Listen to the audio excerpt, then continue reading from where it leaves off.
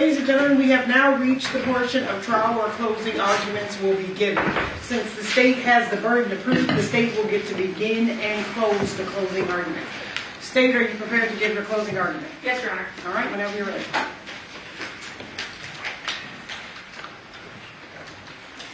The truth is the truth. It shouldn't change. And the truth is, the walls were closing in on Devyn Michaels and the fantasy that she had put together. And what was her response when her children were taken away? Jonathan had custody, and this was in danger. She did the unfathomable. She murdered Jonathan Willette. The crime charged in this case is murder with use of a deadly weapon. You heard from the judge. She did read that to you folks prior to our break.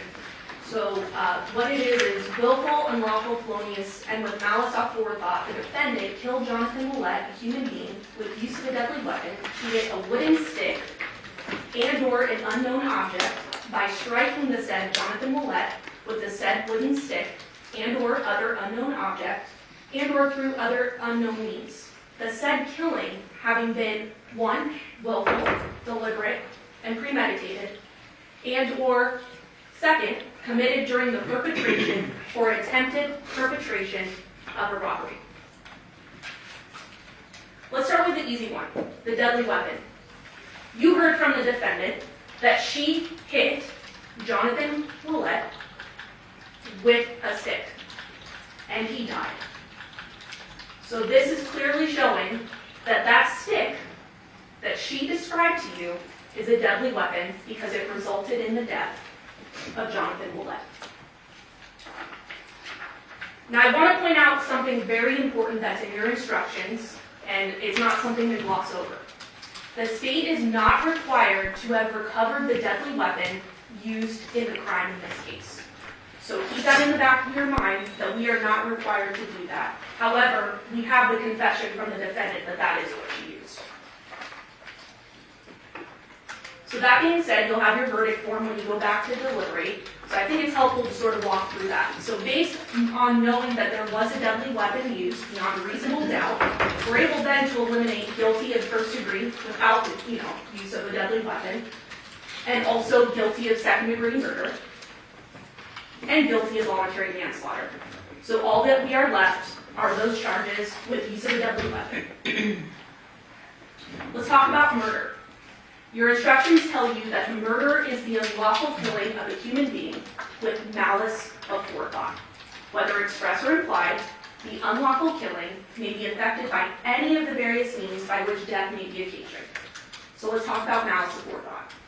What does that mean? That is the intentional doing of a wrongful act. So I don't think anyone is going to get up here and say that this was not a brutal first-degree murder. Knowing that, defendant's actions were not voluntary manslaughter. Voluntary manslaughter is the unlawful killing of a human being without malice aforethought, without deliberation or premeditation. It is a killing upon a sudden quarrel or heat of passion caused by a provocation sufficient to make the passion irresistible. That is not what we have in this case. The defendant said in her statement to the police, told the police, that she was giving Jonathan a back massage while he was laying face down on his bed. She was next to him. She got up off the bed, made the conscious decision to then walk over to that fireplace that we all saw, grab what she described as a candlestick, an object, right? Walks over, makes the conscious decision to then walk over, goes to the bed, and while Jonathan is still face down, with his head facing away from her, as she told us, she took that stick and bashed the victim in the head. He had no clue that this was coming. Conscious decisions every step of the way. His body goes limp. This is not voluntary manslaughter. The instruction also tells you if there should appear to have been sufficient time for a cool head to prevail, and the voice of reason to be heard, the killing shall be attributed to deliberate revenge and determined by you to be murder. The defendant did mention that the victim, Jonathan Willette, had rubbed on her leg. And then she kind of just shooed it off. It was like, okay. And then, after that, he seemed happy, right? His face was turned away, he thought he was getting more of a massage. But instead, the defendant made those conscious decisions that I just went over and bashed him in the head. This is not voluntary manslaughter. So that being said, when you go back to deliberate, you'll have this form again. We've already crossed off the ones that don't apply, so let's cross off the other one. Voluntary manslaughter with use of deadly weapon. Because no one's going to get up here with reasonableness and say that this was voluntary manslaughter. So then what are we left with? First degree murder. You were instructed that murder of the first degree is murder which is perpetrated by means of any kind of willful, deliberate, and premeditated killing. What are those three elements? Willfulness, deliberation, and premeditation. And I do have a graphic photo here, so I just want to warn everyone, including in the gallery, that there will be a graphic photo. This is first degree murder. What is willfulness? Willfulness is the intent to kill. There need be no appreciable space of time between formation of the intent to kill and the act of killing.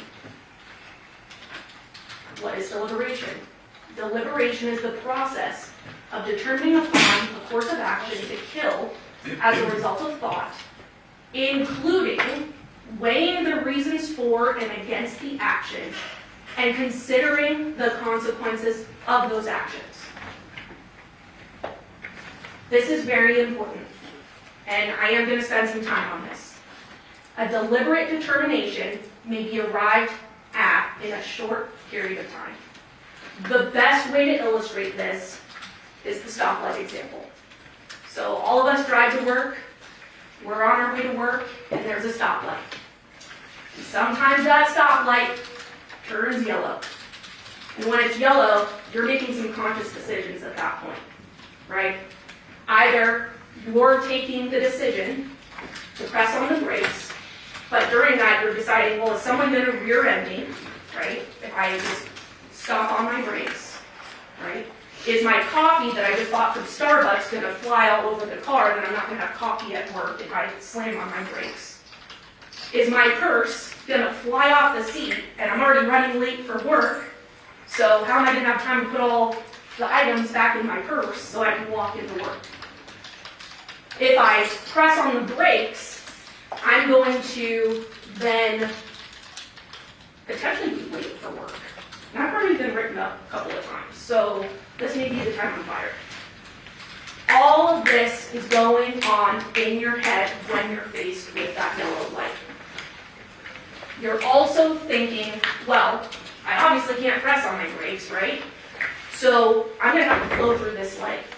But what are you thinking about when you're going, making the decision to run that yellow light that's about to turn red? You're hoping there's no cop, right?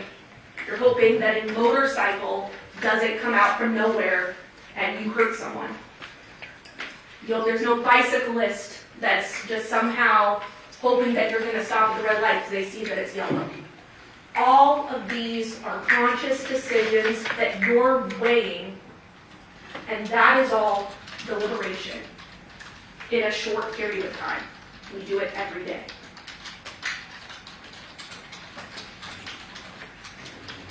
Again, it need not be for a day, an hour, or even a minute, this premeditation, this decision making. It may be as instantaneous as successive thoughts of the mind. The stoplight example. No matter how rapidly the act follows the premeditation, it is premeditated. That is what happened in this case, when the defendant made each conscious decision ending Jonathan Willette's life. We also have another theory of first-degree murder. That's called felony murder. There are certain kinds of murder which carry with them conclusive evidence of malice aforethought. Therefore, a killing which is committed in the perpetration or attempted perpetration of a robbery is deemed to be murder of the first degree. So what is a robbery? You are instructed that robbery is the unlawful taking of personal property from the person of another, or in his presence against his will, by means of force or violence or fear of injury, immediate or future to his person or property, or the person or person of property of a member of his family. Such force or fear must be used to 1. Obtain or retain possession of the property, 2. To prevent or overcome resistance to the taking of the property, or 3. To facilitate escape with the property. We heard a lot of evidence over the past 2 weeks, which is why I'm slowly going through this today. We have evidence that the defendant took multiple items of Jonathan's belongings. Social security card, a wallet, his only set of car keys. Why did she want those things? How was she going to enroll the girls at school without having Jonathan's documentation? This all goes into her motive. The defendant obtained Jonathan's property by means of force or violence, i.e., she killed him, and took his wallet, his only set of keys, and his social security card.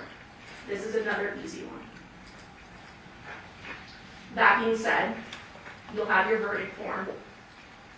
And between both theories of murder, we are confident that you'll be able to check that first box and at this point eliminate the second-degree murder.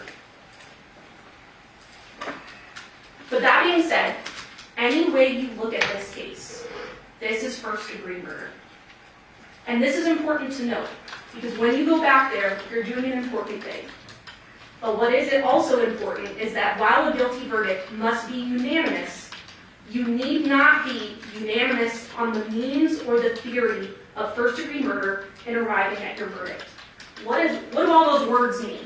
That means when you go back there and you're carefully weighing the evidence in this case, if 6 of you decide that the state has proven beyond a reasonable doubt the felony murder theory, and 6 of you decide that it's the premeditated deliberate, that doesn't matter. The verdict would be guilty of first-degree murder. You need not be unanimous on the theory of first-degree murder. So there's been a lot of talk over the past 2 weeks about Deviere, and we're not shying away from this. You saw him testify on the witness stand. There is overwhelming evidence beyond what he told you that Deviere did not murder his father. Let's go through that. We'll start with Deviere's testimony under oath.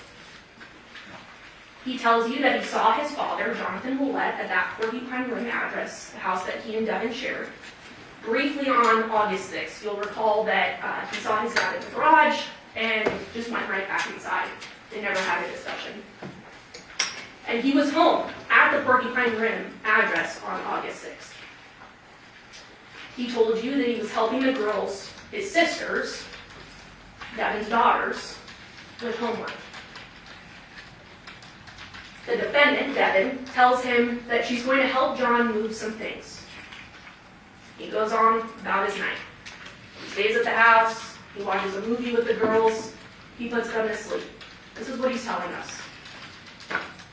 He goes to sleep around 10 p.m. He woke up, he recalls, around 2 a.m. to see Devyn getting in bed, which they shared at that time, and he just went back to sleep. He woke up at 6 a.m. the next morning on August 7th. He gets dressed, he goes to work. Even if you don't want to take his word for it, which we believe you should, we also have other evidence to corroborate what Deviere told you. This is a text message that Deviere sent to the defendant, Devyn Michaels, where he texted her, "See you when you get back. I'm going to sleep. Girls are in the living room," corroborating that he put the girls to sleep and he was going to sleep as well. This was on August 6th, 2023 at 10:36 p.m. We also have video surveillance to corroborate this. No video surveillance shows Deviere's vehicles in Paladura's neighborhood. Paladura being the murder house neighborhood. No vehicles belonging to Deviere are seen. And we spent a lot of time going through that video surveillance on that lengthier day of trial, showing you that there is no indication that Deviere's vehicles are in that neighborhood on the night of the murder. There's no video surveillance showing Deviere's vehicles entering or exiting Porcupine Rim neighborhood, the neighborhood he lives in with Devyn. Remember that fixed camera? There was no indication that his vehicles left that evening, or entered, for that matter. Deviere's vehicle was in the same position overnight. You recall there was sort of that catty corner home that had that footage showing the daytime and the nighttime, and the van, Deviere's van, remaining in the same position, to a T. There's also no video surveillance showing Deviere jumping a back wall to get in another vehicle. There is no evidence of that. What we do have is Deviere leaving in his work van at 7:31 a.m. on August 7th, because that's what happened. We also have the CDR mapping, which also rules Deviere out, beyond his word. If you recall, there was that Detective Good testified pretty in depth. He had color-coded the different phones so that you could see with ease which phones were popping up at which times. You recall Deviere's was green. We see green popping up at that Porcupine Rim Street, which is his home, throughout the night, and more importantly, during the time period of the murder, which we'll talk about later, because we are able to narrow that down. At no point do we see Deviere at the murder house the night of the murder, and even more importantly, during the murder. Again, I explained this, I just want to show it. This is that footage of the nighttime. We see, if you recall, up in that top right-hand corner, we see the victim's truck, Jonathan Willette's truck. We also see right next to it, Deviere's work van. This is the night of August 6th. This is the next morning of August 7th. There's that same work van, Deviere's work van, in the same position. Nighttime, daytime, nighttime, daytime. Never changing. Physics also ruled Deviere out. A lot of discussion about how he jumped a back wall, he took the road that's one house over, that, not the road, but the little dirt path, right, to get all the way across town. 7.5 hours? No. That's not common sense. I also think it's important to highlight Deviere and the defendant's relationship, Devyn's relationship.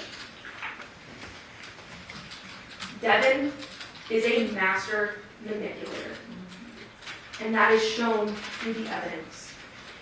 This is a woman in her late 30s that decided to begin a sexual relationship with her 19-year-old stepson,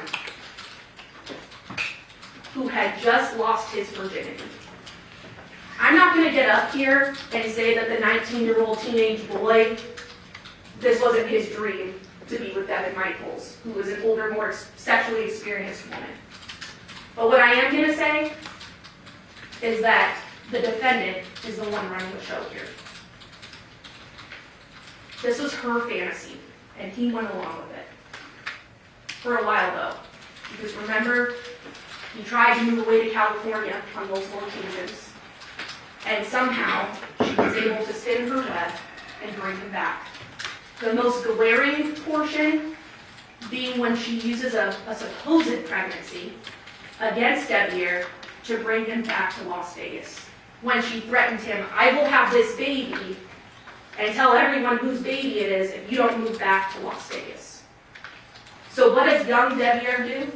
He moves back to Las Vegas. He doesn't want a kid at his young age, and even complicate his relationship with his family that doesn't know about their relationship or their sexual engagements. There's also messages that show that Devyn was in charge of this relationship. He tried to get out multiple times. So now that we've talked about this could not be Deviere, let's talk about who's on trial today. Devyn Michaels, the defendant, and how there is overwhelming evidence that she committed first-degree murder. I'm going to go over a roadmap of all the different evidence that you heard in the past 2 weeks and sum it up as much as I can.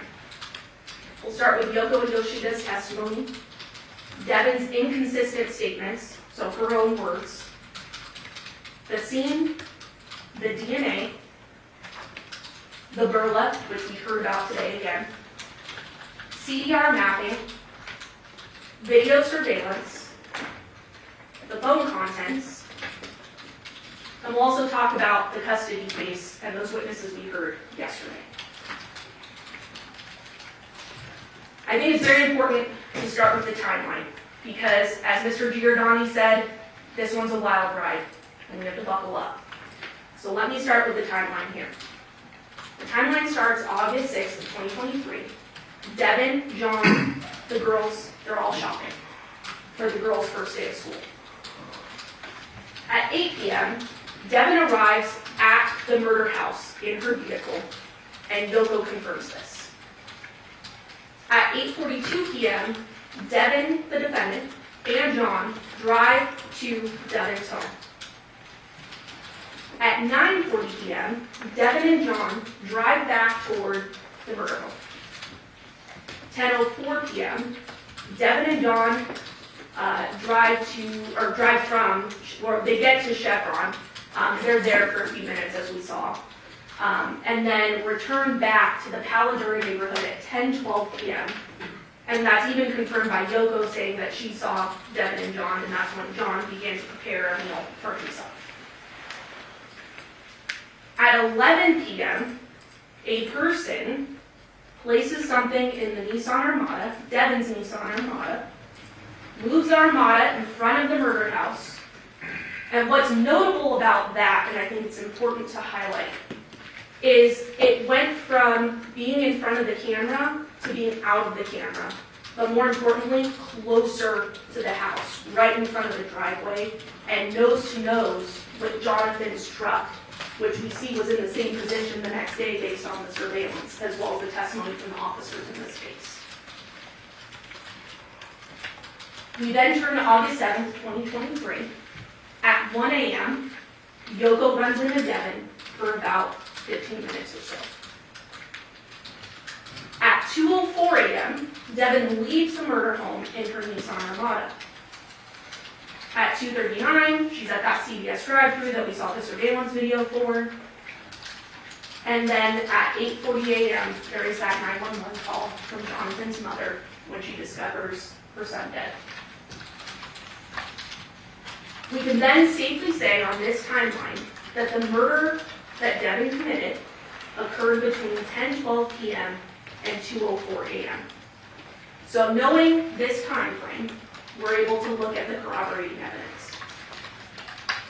Let's start with Yoshida's testimony. The day before the murder on August 6th, he sees Devyn at the murder house. And more importantly, he also saw her vehicle at Paladura. We heard from Yoko. Again, around 8 p.m., Devyn arrives at Paladura in her Nissan Armada. Devyn and John then leave in John's truck. Around 10 p.m., Devyn and John return to Paladura. Yoko sees them. After seeing them, she goes upstairs. At 1 a.m., she goes back downstairs. She runs into Devyn, and what did she describe to you? Devyn looks surprised. Why?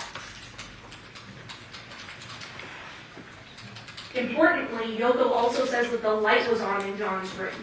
Of course, you also heard that the way the bed was situated, you would have to walk into the room, down, and go around to actually see the bed. But regardless, she sees that the light is on in the room. Devyn tells her that John started drinking and went to bed. Yoko told you that she didn't hear anything from John's room. The light was on. Didn't really think anything of it. And that she and Devyn talked and washed dishes for about 15 minutes. Because that's when Devyn told her that Jonathan, the next morning, was going to meet her with the girls, and they were going to go ahead and go enroll the girls at school and take them to school. She confirmed to you that there were only 4 people at the home. Yoko, Yoshida, Devyn, and the victim, Jonathan. At 1:15, she goes upstairs.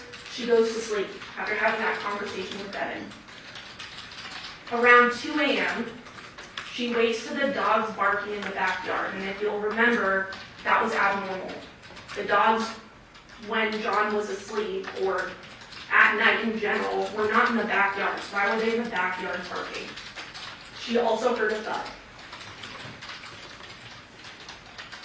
She then goes back to sleep. At 8 a.m., she goes downstairs, sees John's truck is outside, which is a little weird because Devyn had told her that the plan was for him to already be gone by that time in the morning to go enroll the girls. So her antennas were up a little bit. She calls him, calls John, he doesn't pick up, prepares her coffee, goes back upstairs. She called him again, no answer. So now her senses are heightened even more. So she goes back downstairs. She looks around John's room, couldn't see him, because again, the bed is sort of around that corner, as you saw in the photos. She then goes upstairs again. After going upstairs, again, feeling even more heightened concern, she goes back downstairs. And it's at this point she goes deeper into John's lower room, a makeshift bedroom. She sees that the doggy door is down, and the dogs are still outside, abnormal. She saw inside garage door was half open, the one leading into the garage, abnormal. The big garage door was open as well, as you all saw in the photos. It had an opening there, abnormal. So then she investigates more. She goes to his bed, and she sees John wrapped in a blanket. She opens the blanket, and she saw feet. She then goes around to the other side of the bed and sees the amount of blood that's on the other side. Goes upstairs, tells Yoshida, they call 911.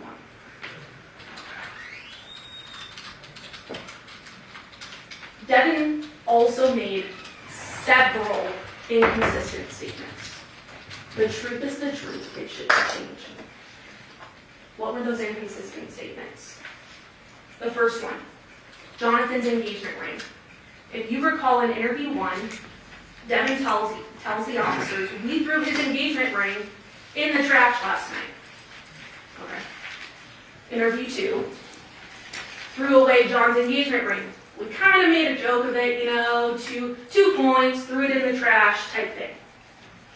So it should be in the trash, right?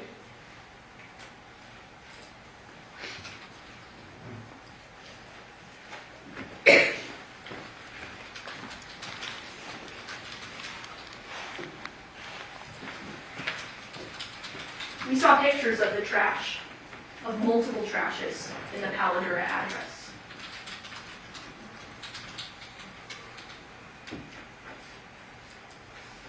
Not just one, but multiple. 1, 2, 3, 4, 5.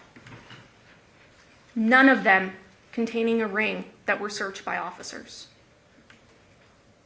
Ladies and gentlemen, there was no ring that was thrown in the trash. Inconsistency 2. Her marriage to Deviere. We learned from interview number 2 that this was a marriage of convenience, not intimacy, which we know is not true based on other evidence in the case.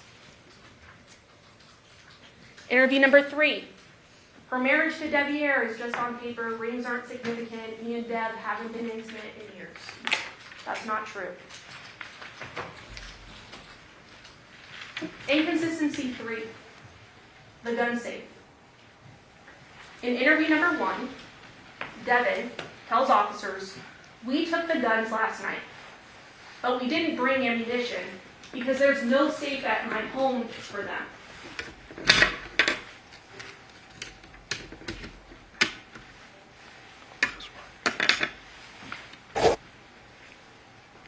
Ladies and gentlemen, we saw pictures of a safe.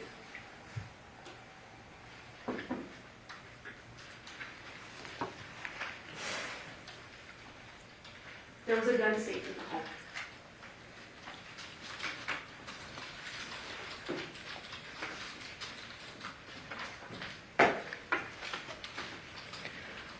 There's a close-up of it there. And there's guns and ammunition. Gun safe in the home.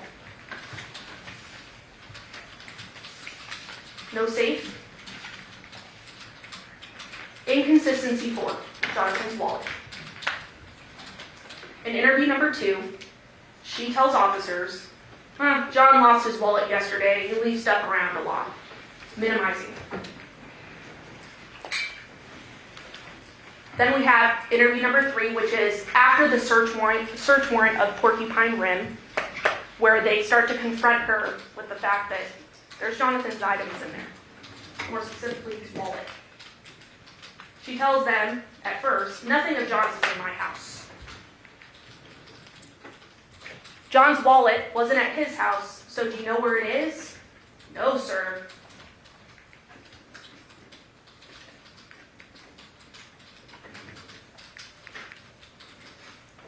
"I have all of his old driver's licenses. The license you found is an old one." We know that's not true. "I tucked the wallet away in bags. I knew, but how would she know that the wallet was wrapped in bags in her underwear drawer? She wasn't confronted with that. "Nothing of John's in my house." But there was.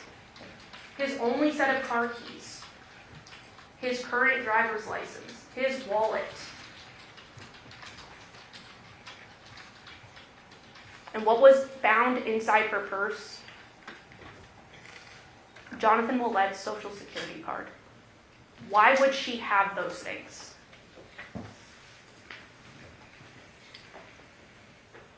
But nothing of John's at her house. Again, the license you found is an old one. And if we look here close up, it expired November 7th of 2025. The murder happened August 7th of 2023. This was his active driver's license. His old one? "I tucked his wallet away in bags." Remember, ladies and gentlemen, this wasn't one bag. This was 8 bags, and you heard in the interview with Detective Weinoff, that were tied over and over and over and over again. Not just one bag. What was she trying to hide?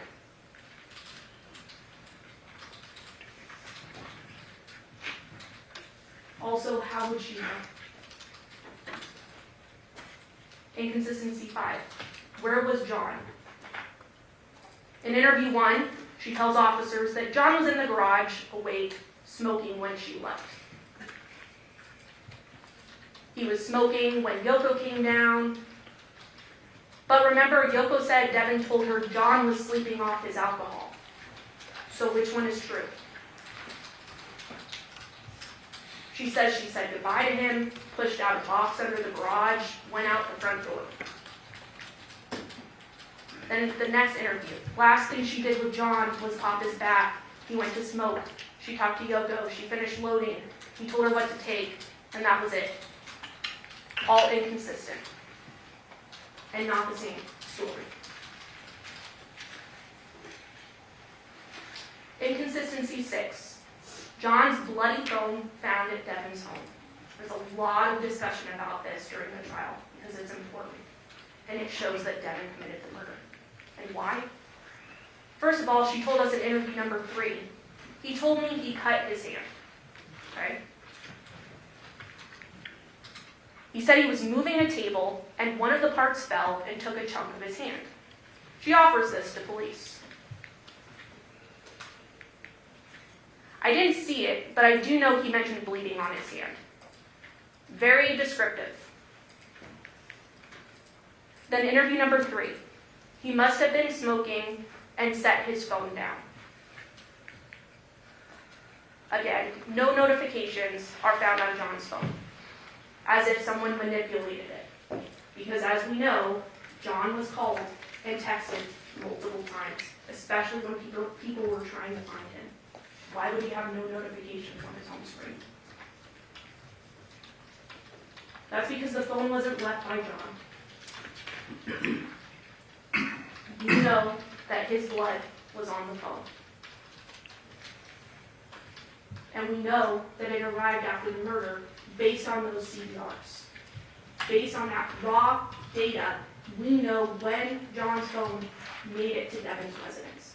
And that's when she took it there because, as you know, it traveled with her after she committed the murder back to her home.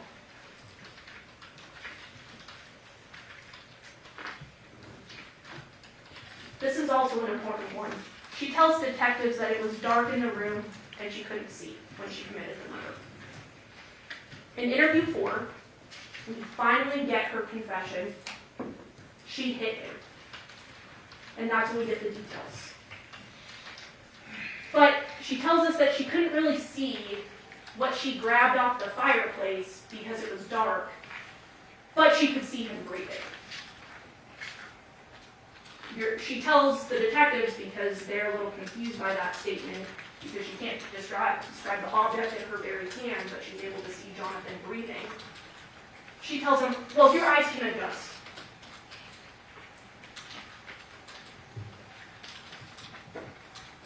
And remember, Yoko said the light was on in John's room when she came downstairs. It wasn't off. It's also important to note that he was wearing boxers. He had his boxer briefs on, she tells the police. And we know that's not true. The boxers were found at the foot, next to the side of the bed, as shown right here.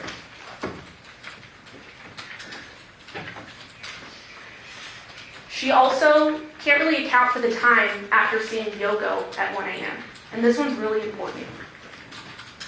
In interview number 4, she initially tells detectives, well, I wasn't there for an hour after Yoko came down. That's not true.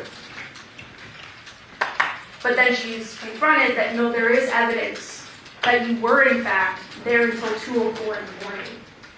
So detectives trying to solve this case for the family, is asking, what were you doing? What were you doing in that time frame? She remembers every detail before. She remembers every detail after. You heard the interview. But she doesn't remember this time. Why? Because she did it. She was decapitating Jonathan. I can't remember. I remember talking to Yoko, getting my stuff, leaving, going to the pharmacy, and going home. But she doesn't remember the time frame that she was decapitating Jonathan. Why?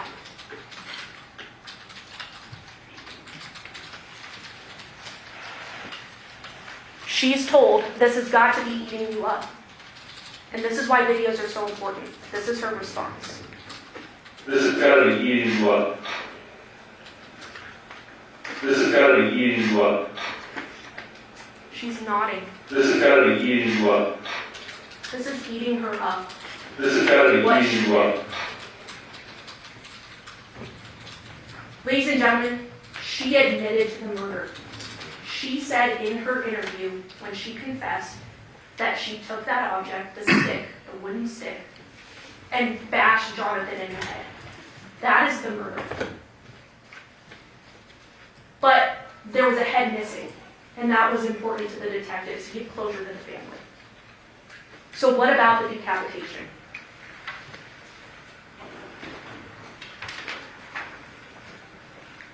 Well, it's, you have to have something for the outer report, and that's where he was murdered, that you were in the house. That's it. That's the only time that you don't remember. I didn't know I was there that long. It doesn't matter if you know. Because that's what I'm saying, I don't remember being there that long, I didn't know I left. Okay, so is it possible you did it, you don't remember?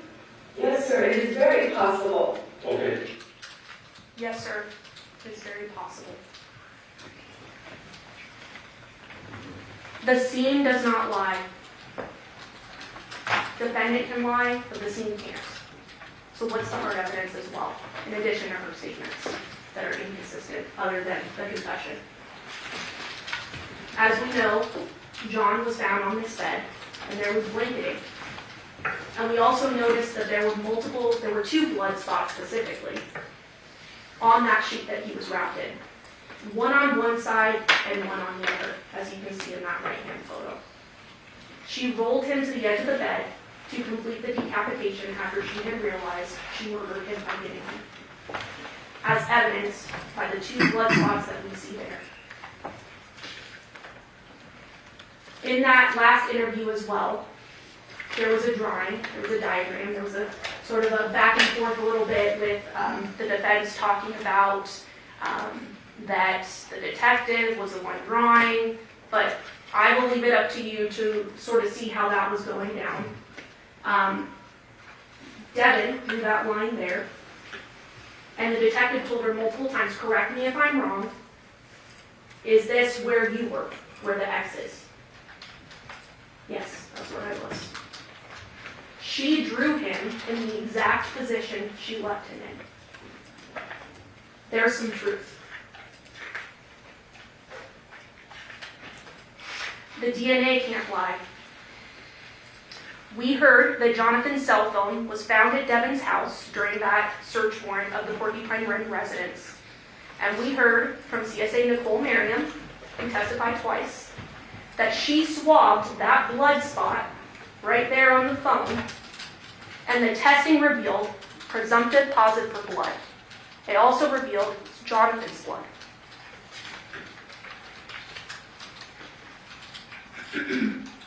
It's also important to note that Jonathan's blood was found in the driveway of the residence.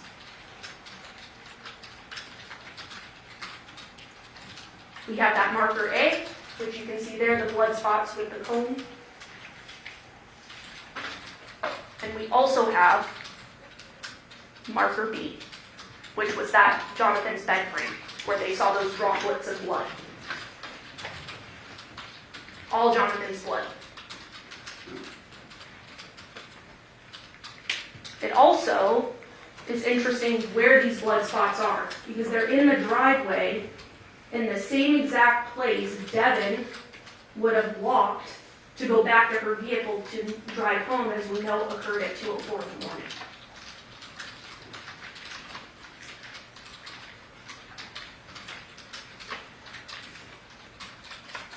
Devyn's DNA is on that knot of the plastic bag containing the wallet and John's only car keys.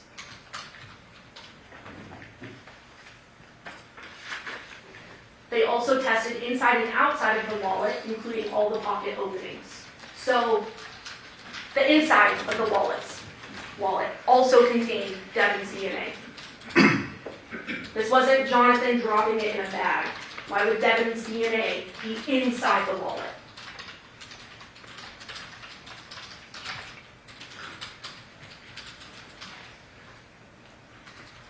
Devyn and John's DNA are on his Social Security card swab.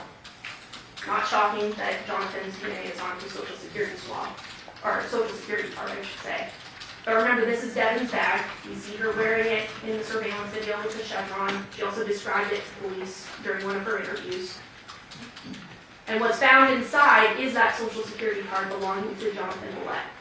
And not only is it found, but it's found with the defendant's DNA on it. She handled it. She wanted to enroll the girls at school and knew that she needed documentation because the father of the children was dead.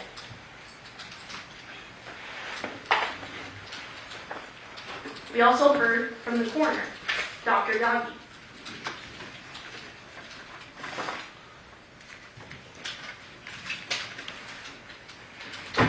The cause of death, homicidal violence.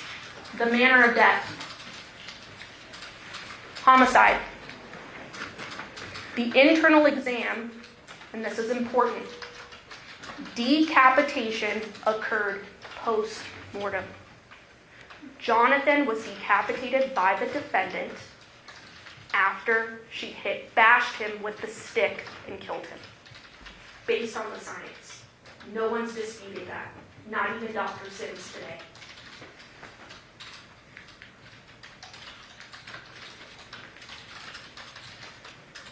This is also important. No bleeding injuries on John's hands were found. None.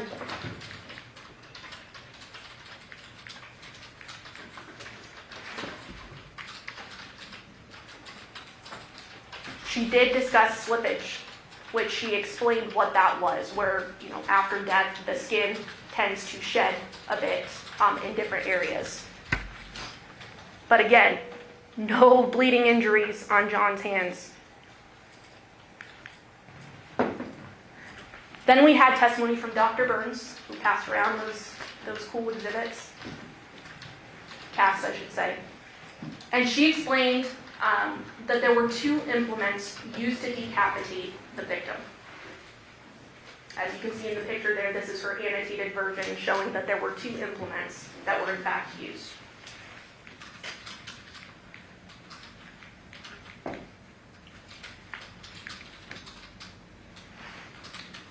A hand-powered serrated or non-serrated knife was the first.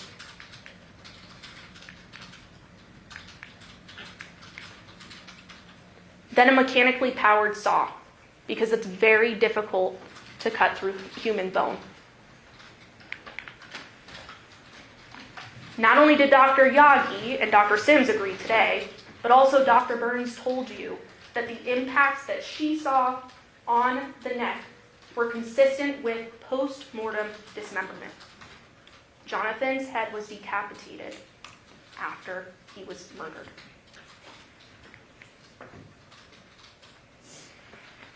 There's a lot of discussion during trial about whether it's possible for a woman to do this. I think it's important to note, as Dr. Burns highlighted, a mechanical saw is made for anyone. Women can do anything, especially ones that have a clear motive.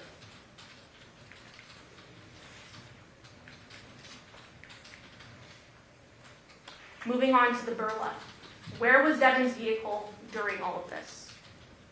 Her Nissan Armada shows she's at Paladura during the time of the murder. We have at 11:05 p.m., there's that short activation that we saw on the burla, which I'll go ahead and play for you. And it is not very long. It's at 11:05 p.m. on that August 6th, 2023. Which is corroborated by the video surveillance where we see her vehicle moving up right in front of the driveway of Paladura, nose to nose with Jonathan.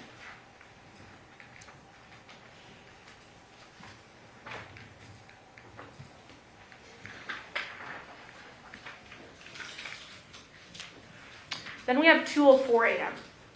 This is when Devyn's Nissan Armada leaves.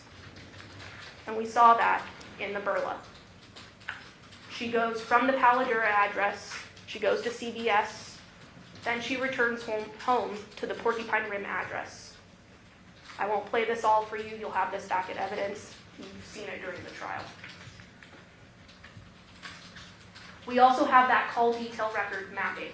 Where was everyone's phones during all of this? More importantly, where was Devyn's phone during this? And we had Detective Good testify that the defendant's phone was at the murder scene when the murder was occurring. And what's also interesting to note, which you kind of have to get close to see, that there's sort of this blue dot that is now traveling with Devyn's red device all the way back. And this was at that 2:04 in the morning. So that's how we know that the victim's phone was taken by Devyn back to her home, because we have that Google geofence highlighted by that blue dot there of Jonathan's phone, showing when it actually got to Porcupine Rim, and that's when Devyn got there.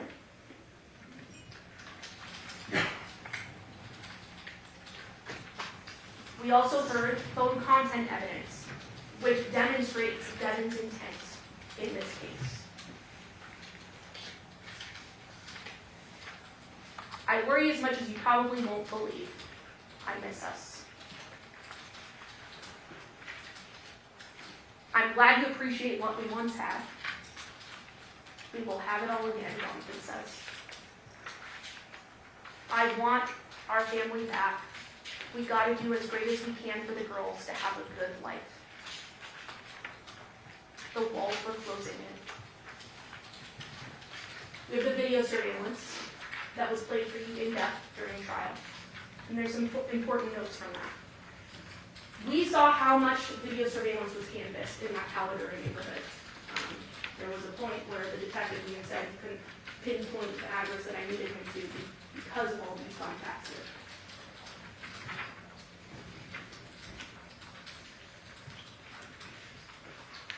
Then we have that next door residence to the murder house, that 2696 Paladura Drive. Again, next door. And this is that video I talked about earlier where we do see the Nissan activated and we see it move in front of the driveway of the murder home, 2698 Paladura. We also see in this vantage point of the video when Devyn and the victim returned home from that trip from Chevron. When they were coming from Porcupine Rim, stopped at the Chevron, got some items, then came back, and we actually saw those shadows of two figures, which would be Devyn and Jonathan, getting out of his truck to go inside of the Paladura residence. This camera gives us that as well. And again, 11:05 p.m., we get that activation, and we see that the Nissan Armada is moved up closer to the residence. Why would she want to move it closer to the residence? She's concealing her crime.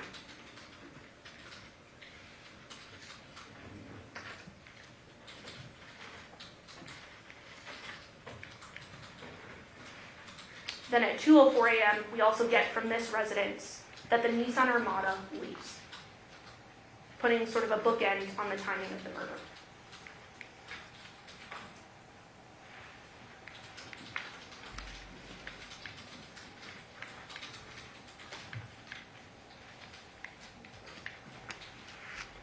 We then have the video surveillance from the Chevron. We've also called it the Terrible Herbs. And in there, I talked a little bit about this. We have that they're there at 10:10. That's Jonathan's truck pulled by a trailer. They then leave at 10:11 p.m. And we know that Yoko, as well as the video surveillance from the Paladura neighborhood, they're arriving into that neighborhood around 10:12 p.m., all corroborating, giving us our time frame.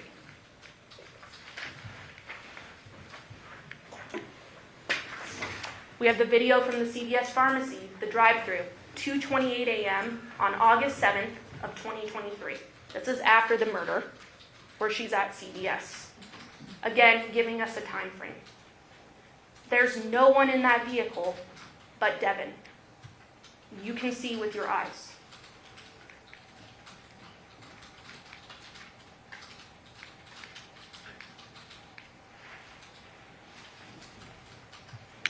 We then have the 6621 Gray Juniper surveillance video camera from Devyn's neighborhood. This is that one that was fixed where you could see the only entrance and exit of the Porcupine Rim neighborhood, and it was constantly running. We were able to see different things from that. Remember, it was 3 minutes slow to real time, but accurate. At 8:57 p.m., we have John's truck entering the neighborhood. And this is on August 6th. Then at 9:29 p.m., John's truck leaving the neighborhood, further corroborating the timeline. Then importantly, at 2:39 a.m. on August 7th, after the murder, we see Devyn's Armada and Devyn returning back to her residence.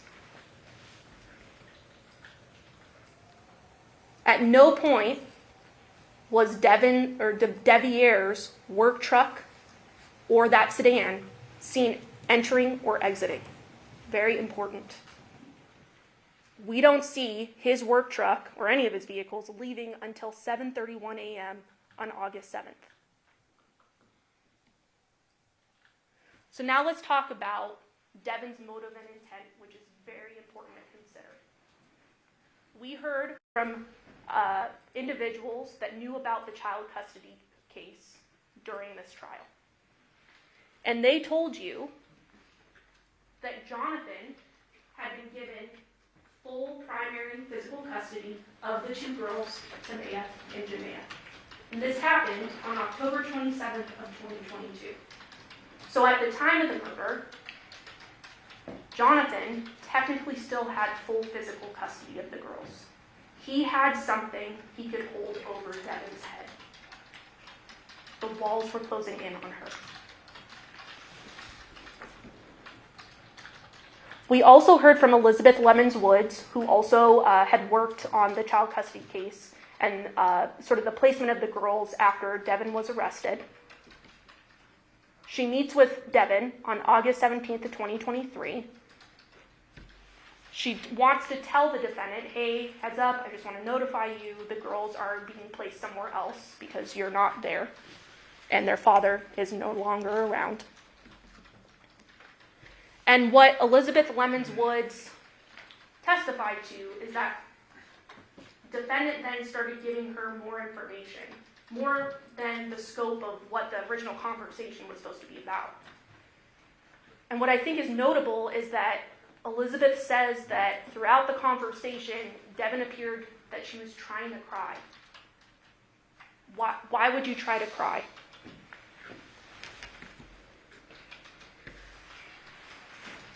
Devyn said during this same conversation, she had to do it. She had to do it.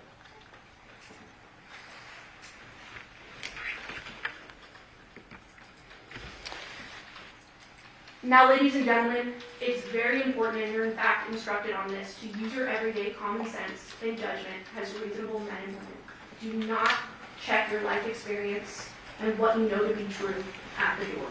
Bring that with you when you deliberate. The evidence in this case is overwhelming.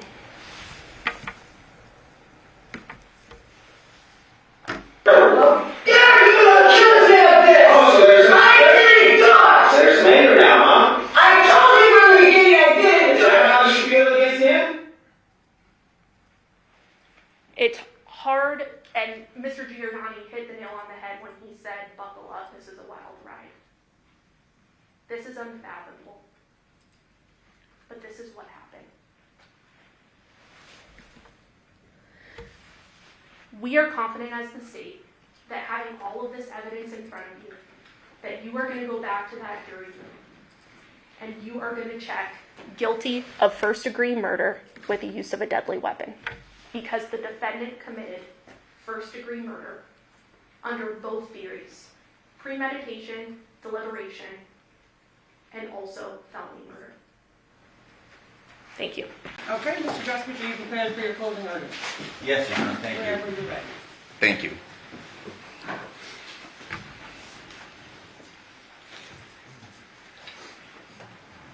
This case is entitled The State of Nevada versus Devyn.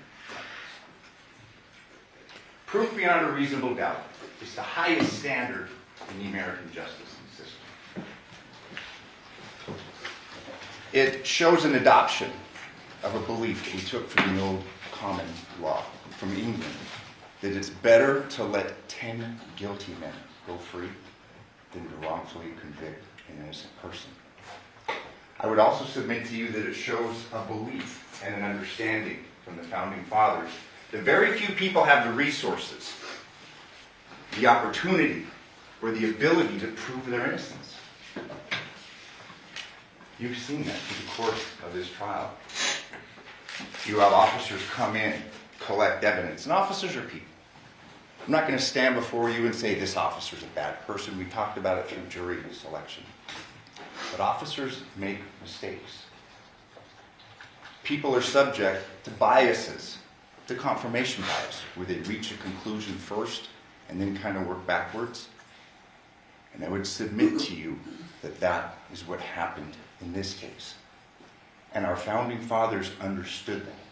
And that's why they placed the burden upon the state, and the state alone, to prove its case, each and every element of its case, beyond a reasonable doubt. I'd like to talk a few minutes about the jury instructions. We had a few technical difficulties, but you all have the same packet. I'd like to discuss just a few of these instructions. I'm not going to tell you which boxes to check. You're smart. You paid attention, very close attention throughout the entirety of this trial. You are the sole judges of the facts. You alone will decide what will happen to Devyn Michaels. Instruction number 3 talks about murder with use of a deadly weapon, and that's what the state wants you to convict her of, first degree with use. But the pleading document is telling. Instruction 3, it states, murder with use of a deadly weapon. Did willfully and lawfully, feloniously, with malice aforethought, kill Jonathan Willette, a human being, with use of a deadly weapon, to wit, a wooden stick, and or other unknown object, by striking the said Jonathan Willette with said wooden stick, and or other unknown object, and or through other unknown means. And then it lays out the mental state. It has to be deliberate, premeditated, or, of all things, committed during the perpetration or attempted perpetration of a robbery. The following instructions in this packet lay out, after you've assumed that Devyn has killed somebody, her mental states. Instructions 6 through 16 talk about all the different mental states required. That's after you've determined that this person did the killing. There's even a number of instructions concerning robbery. It's instructions 17 through 20. You see, in the state of Nevada, we have what's called this felony murder rule. It's a shortcut. It's maybe basically getting to the shortest distance between 2 points to convict her of first-degree murder. There are, however, other instructions that I would like to spend a little more time on. And again, you are the sole judges of facts. You will review these instructions. But unlike us, who had this case for some time, this case is new to you. You were introduced to this case when we all met and began talking at the beginning of last week. There is an instruction concerning expert testimony, instruction 33. Please look at that. There's a common sense instruction. And I'm going to flip to that. It's kind of telling. Both parties generally point to this idea of common sense. Again, shows the wisdom. Instruction number 34. Although you are to consider only the evidence in the case in reaching a verdict, you must bring to the consideration of the evidence your everyday common sense and judgment as reasonable men and women. Thus, you are not limited solely to what you see and hear as the witnesses testify. You may draw reasonable inferences from the evidence which you feel are justified in light of common experience, keeping in mind that such inferences should not be based on speculation or guess. A verdict may never be influenced by sympathy, prejudice, or public opinion. Your decision should be the product of sincere judgment and sound discretion in accordance with these rules of law. As I go through my comments, and trust me, I'm going to leave things out. It's inherent in the process. Please use your common sense. You've taken good notes and you've paid attention. Please review the exhibits and don't take my word or that of the state of Nevada. Reach your own conclusions. Review the evidence. There is an instruction that I think is of paramount importance in this case, and it's instruction 32. It concerns the credibility or the believability of a witness should be determined by his manner upon the stand, his relationships to the parties, his fears, motives, interests, or feelings, his opportunity to observe the matter to which he testified, the reasonableness of his statements, and the strength or weaknesses of his recollections. If you believe that a witness has lied about any material fact in the case, you may disregard the entire testimony of that witness or any portion of his testimony which is not proved by other evidence. I read this instruction to you with Deviere in mind. You know, we started this case talking about motivations. Motivations dictate actions. Deviere is not on trial. You know, this case is not going to be, well, did we prove our case against Deviere better than they proved their case against Devyn? Devyn is the only person that's on trial. We have gone through the evidence in good faith, and I'm going to discuss that a little bit with you today in my summation, that there is evidence to believe that Deviere committed this crime. But you don't have to believe that to acquit my client. But I would submit to you that you should take that into consideration. The ultimate determination that you will make is the sole judgment of the facts is whether the state has proven this case beyond a reasonable doubt. Through the course of this case, and as you know, when we talked about it, we wouldn't have to ask a single question, present a single line of testimony. If the state fails to prove their case, she's entitled to a verdict of not guilty. But as this evidence has unfolded, I would urge you to see that perhaps the detectives in this case, the Henderson Police Department, were basically trying to choose the shortest distance between 2 points. I mean, hey, we knew, and we all know, and we're not making issue that she was with him on the night in question. It's easy to reach a judgment like they did. She's guilty. But you, as jurors, must consider all of the evidence. Because unlike when you read in the paper, so-and-so's caught, oh, and you think, yeah, he's guilty, she's guilty, you determine whether a person is guilty, not the police and not the state of Nevada. I would urge you to read the reasonable doubt instruction. A defendant is presumed innocent until the contrary is proved. This presumption places upon the state the burden of proving beyond a reasonable doubt every element of the crime charged and that the defendant is the person who committed the offense. And again, this is why we have addressed what the evidence reasonably shows concerning Deviere. A reasonable doubt is one based on reason. It is not mere possible doubt, but is such a doubt as would govern or control a person in the more weighty affairs of life. And what more weighty affair of life do you have than to sit on this jury on this type of charge? If the minds of the jurors, after the entire comparison and consideration of all the evidence, are in such a condition that they say they feel an abiding conviction of the truth of the charge, there is not a reasonable doubt. Doubt to be reasonable must be actual, not mere possibility or speculation. If you have a reasonable doubt as to the guilt of the defendant, she is entitled to a verdict of not guilty. Since this is a charge of murder, I'd like to begin my comments, and I won't be long. I mean, we've been here a long time, but this is important. Let's begin at the autopsy. We had Dr. Sims.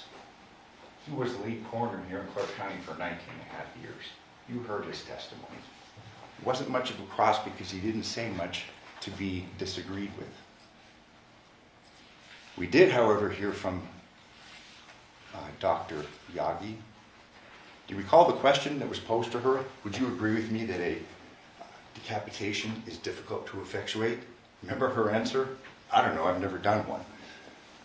We heard from Dr. Sims that yes, it would be difficult.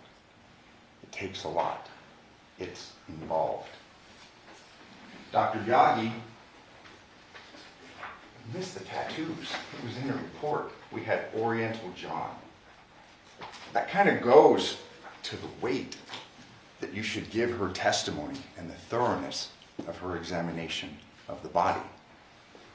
The state's relying upon Dr. Yagi's statement, her testimony that there was no injury on the hand.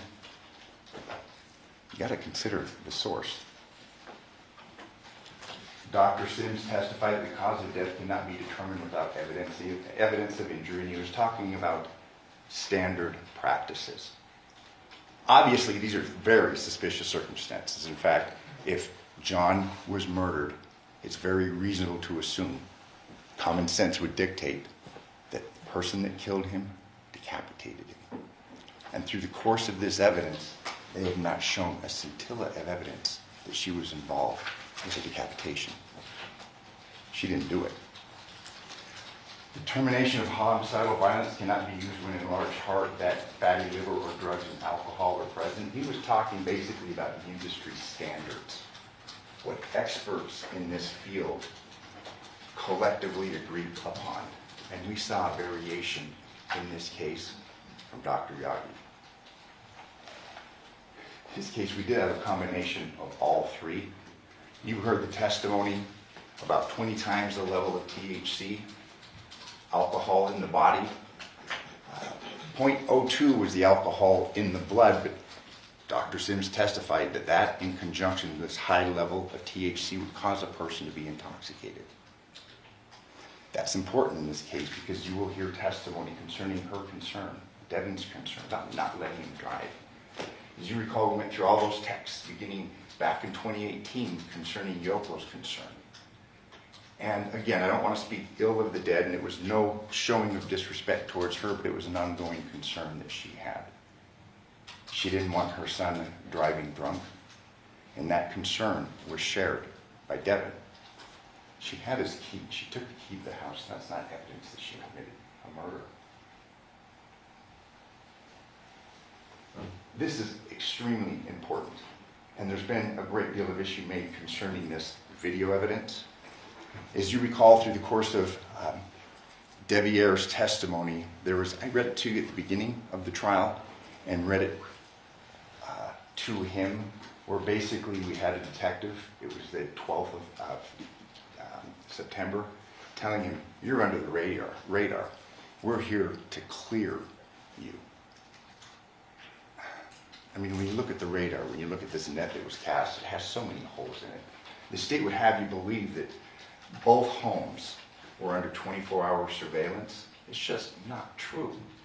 The evidence of Detective Lippisch and the other detectives show that.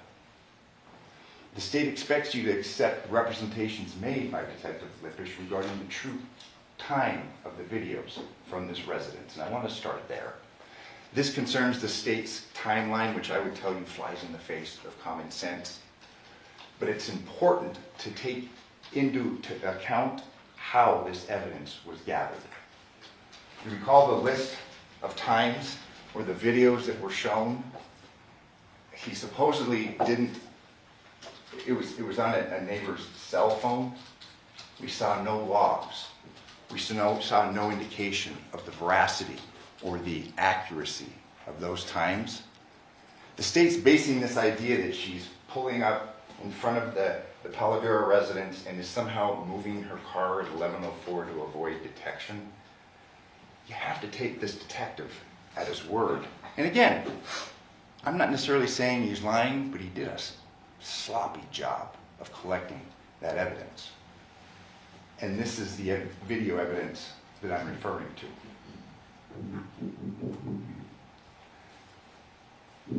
Remember, there was no embedded data here. We don't have time.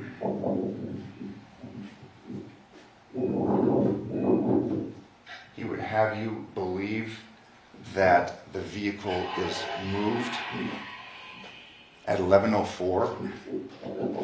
We don't know what time this is occurring.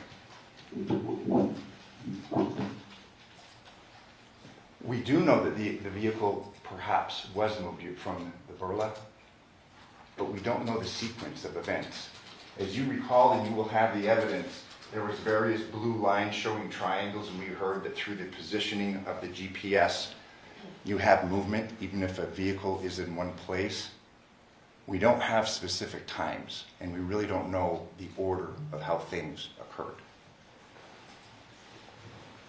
We would urge you to believe and to consider that common sense would dictate that this was when Devyn left the residence at 204.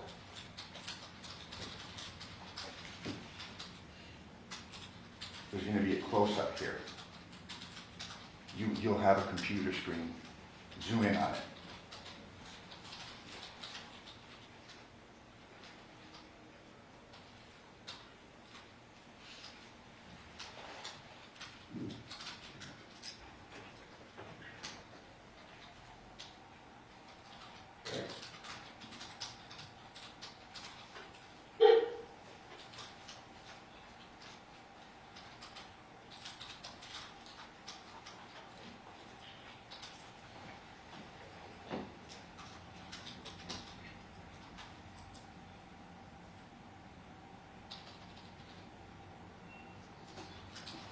There you see the interior of the vehicle.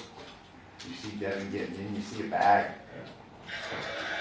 on the passenger seat.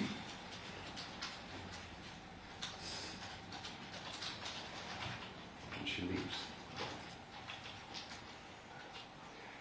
Please pay close attention. And again, not that I'm trying to tell you to do it. We've had this case for much longer time than you have. Look at the video evidence from 6505 Taylor Creek. Detective Lippish testified several times that he could only speak to items that he canvassed for, but he was happy to testify concerning other detectives who went unnamed that collected this evidence. It's clear from the testimony of a forensic examiner, O'Brien, whose credentials and whose testimony went unchallenged that we presented to you today. He testified that one of the 3 videos was compiled from a series of screenshots, which the Ring camera is set to capture by default in the absence of video activity. Where are the other screenshots? They only gave us 3. I'm not going to stand here and point the finger and say that this was done in bad faith. It was done out of sloppiness. Why weren't subpoenas issued? Why don't we get the complete record? This woman is on trial for murder.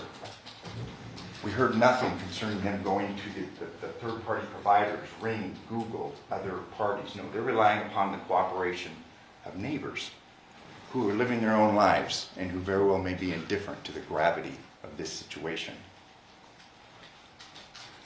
Didn't give us the full picture, and that was the video that had constant, I mean, you got a good scene into or a good view of the residence. It's incomplete. We just have these 3.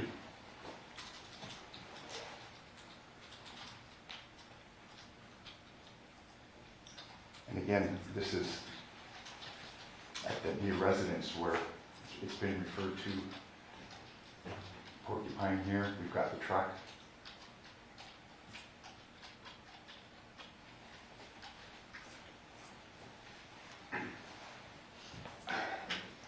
You know, there's been an argument made that Deviere had to have been in the home the whole time. Based on what? Because the entrance to the neighborhood with the continuous camera doesn't show a vehicle. There's other ways to leave that residence. There's a walkway next to one house away. There's over the fence.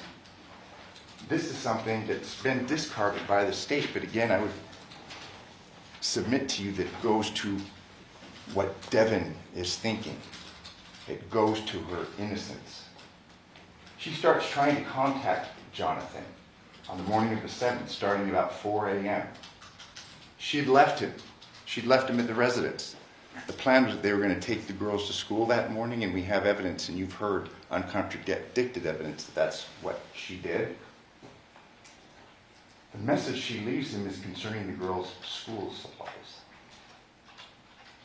She's letting him know that their daughter was sick, because we know that she's at that pharmacy, and it's a 24-hour pharmacy at 2:28 a.m. That's what went on. She hadn't killed him and decapitated him. She was worried about getting her daughters to school that morning. She sends messages of concern when he doesn't respond. The state claims, and again, this is where common sense comes into question, the state claims that Devyn was answering Jonathan's phone from the house the morning of 8/7/2023. You heard the argument concerning the notifications. We did hear from Detective Skinner that they didn't put it on airplane mode. those notifications wouldn't have shown up. That evidence, like so many other pieces of evidence, were mishandled. But the state's going to have you believe that she purposely took the phone from Paladera to Porcupine Rim and leave it out on the driveway, and at the same time be calling it and answering it and leaving it on the driveway. That flies in the face of common sense. She took it and left it there, and then is answering it and calling it to provide some sort of an alibi. She's lucky that in this very slipshod investigation that she has as much evidence that she does to present to you that she didn't commit this crime. Crime scene, the footprints. There are footprints in the backyard. And we have, and I'll show you the photos, we marked them and had them admitted. We have this, the Henderson Police Department documenting these footprints, but then trying to basically throw shade on that, saying, well, they could have been there for some time. They weren't important.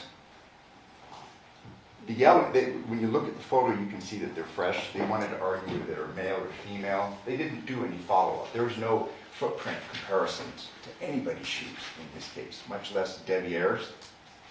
You recall Yoko's testimony, there were 4 dogs in the backyard. If that footprint had been there for very long, common sense would dictate that the dogs would have walked through it. They would have been sullied. They weren't. They were fresh. Again, they were not analyzed or tested. And there it is. And Detective Ozawa just kind of discounted that and said, well, we don't know how long they were there, but apparently no one really looked at Yoko's testimony and Yoko's statements. 4 dogs were out there for most of the night. This was a big point of contention. And again, these aren't red herrings. These go right to the very heart of the case. There was no blood cast off in the bedroom. In spite of evidence, uncontroverted evidence, that a mechanical powered saw was being used to decapitate Jonathan. You recall, Coroner Yagi went so far as to try and compare a beheading by a mechanical tool there at a crime scene, and Dr. Sims took issue with this. She tried to compare that. These crime scene analysts tried to compare that to the dismemberment of a body under controlled conditions by specialized tools in the morgue. Bodies that have been refrigerated. But nonetheless, she testified that they still wear protective goggles and aprons to protect themselves from this cast-off. Luminol, we heard no testimony whatsoever that luminol was used by the crime scene analysts. That would show indications of blood or attempts to wipe it up. Nothing.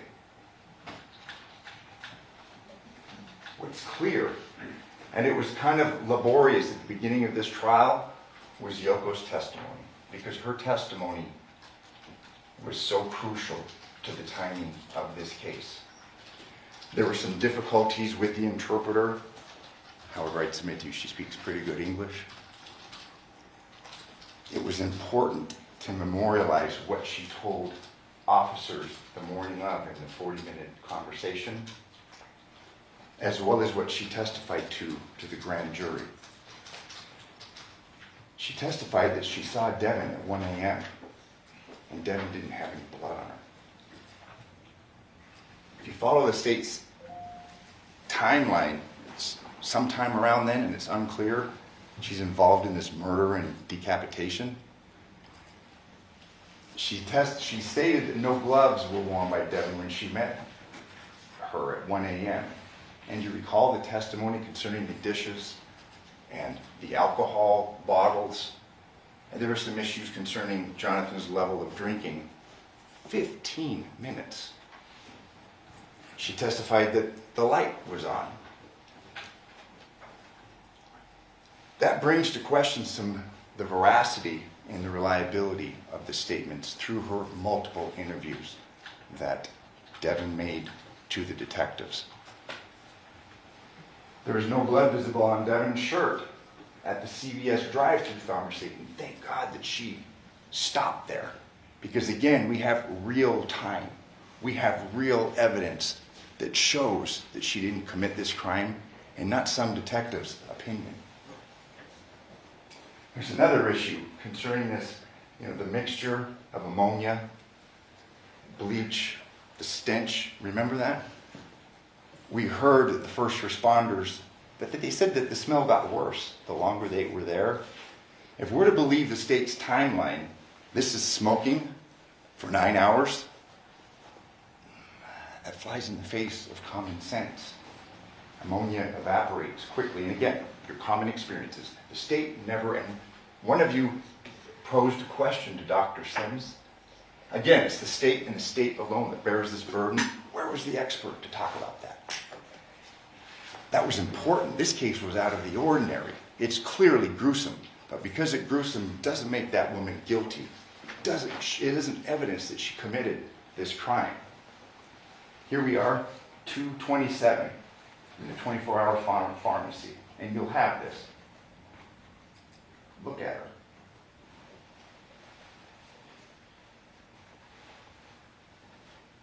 She's sipping her water. Apparently this is after she's murdered a man and decapitated him.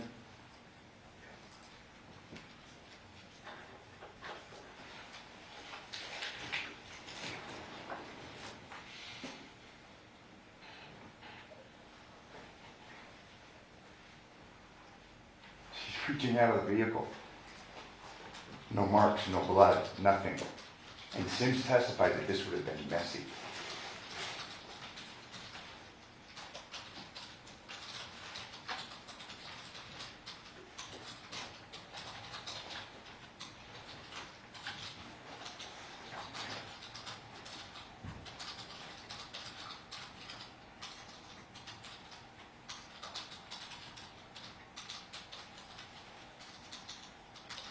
So she's just decapitated. She's murdered and decapitated Jonathan, and she's making sure that she picks up her daughter's medications on her way home. There was a very good question that was asked concerning, was there any stops? There wasn't. There were no, her vehicle didn't go to any isolated areas, to any trash bins. There's been times when I've gone through moves and I've gone behind the bonds and dumped trash out in their dumpsters. There's no evidence of that because it didn't happen. The state will have you believe that there's this bucket of blood that's the reciprocal of all this blood that's squirting out when she's sawing his head off. What did she do with that? Yes, she did. The car didn't go anywhere. She went home. There's no rags. There's nothing in that vehicle. We do know that they recovered, and this is based in part of the video that we saw from the terrible herbs. Again, I don't want to point fingers, but her life is on the line. They didn't do their job. There was no direction of what to get and when to get it. We heard from Detective Lippisch that he got that video evidencing her clothes around the 11th of August. That warrant was served on the 7th, and we didn't hear much about what they picked up on the 15th. They made a big deal about the shoes, the swoosh, but we showed you evidence in the photographs, and it's in evidence of the black shoes with the white soles. She gets arrested on the 15th. Game over. It's done. According to Yoko, and this is important, and I read the statement to her because it was so dispositive. She said Jonathan's room was a mess. And there's this kind of a feigning of not understanding, and I said, man, these are your own words. And I read her own words to her. During her initial interview, she stated that there were 2 chairs flipped upside down. That's evidence of a struggle. But then we don't see that on the body cam. What happened? We don't have that in any diagrams of the crime scene. But when she spoke to police and thank goodness it was recorded, she talked about 2 chairs being flipped upside down. And obviously her memory would have been far better at that time than it would be now. But again, that there were some questions by the state, you were traumatized, things were terrible. I'm sure it was. But the veracity of the statements and the accuracy of the statements shine through. She was trying to help law enforcement and give them clues concerning who committed this murder. There's no reference made in Devyn's statements about chairs, about a struggle. Jonathan was killed after she left. What's kind of weird is that there were two belts tied together on the ground near the bed. There's been no explanation by the state, and we can't give you one, but something's going on in here. Crime scene GPS. Devyn's car is trackable. We know that she didn't stop. You know, she was there that night, and that's why she was charged. Her phone is trackable, clearly. No deviation is made to some remote location. She went to the pharmacy and went home. There's no anomalous stops, and this was brought up by you. She gets the medication and gets home because her girls have school early the next morning. The timing, and this is obviously where timing is very, very important. We do know when they leave the terrible herbs. You see 22:11. We know that when they got home, they spoke to Yoko.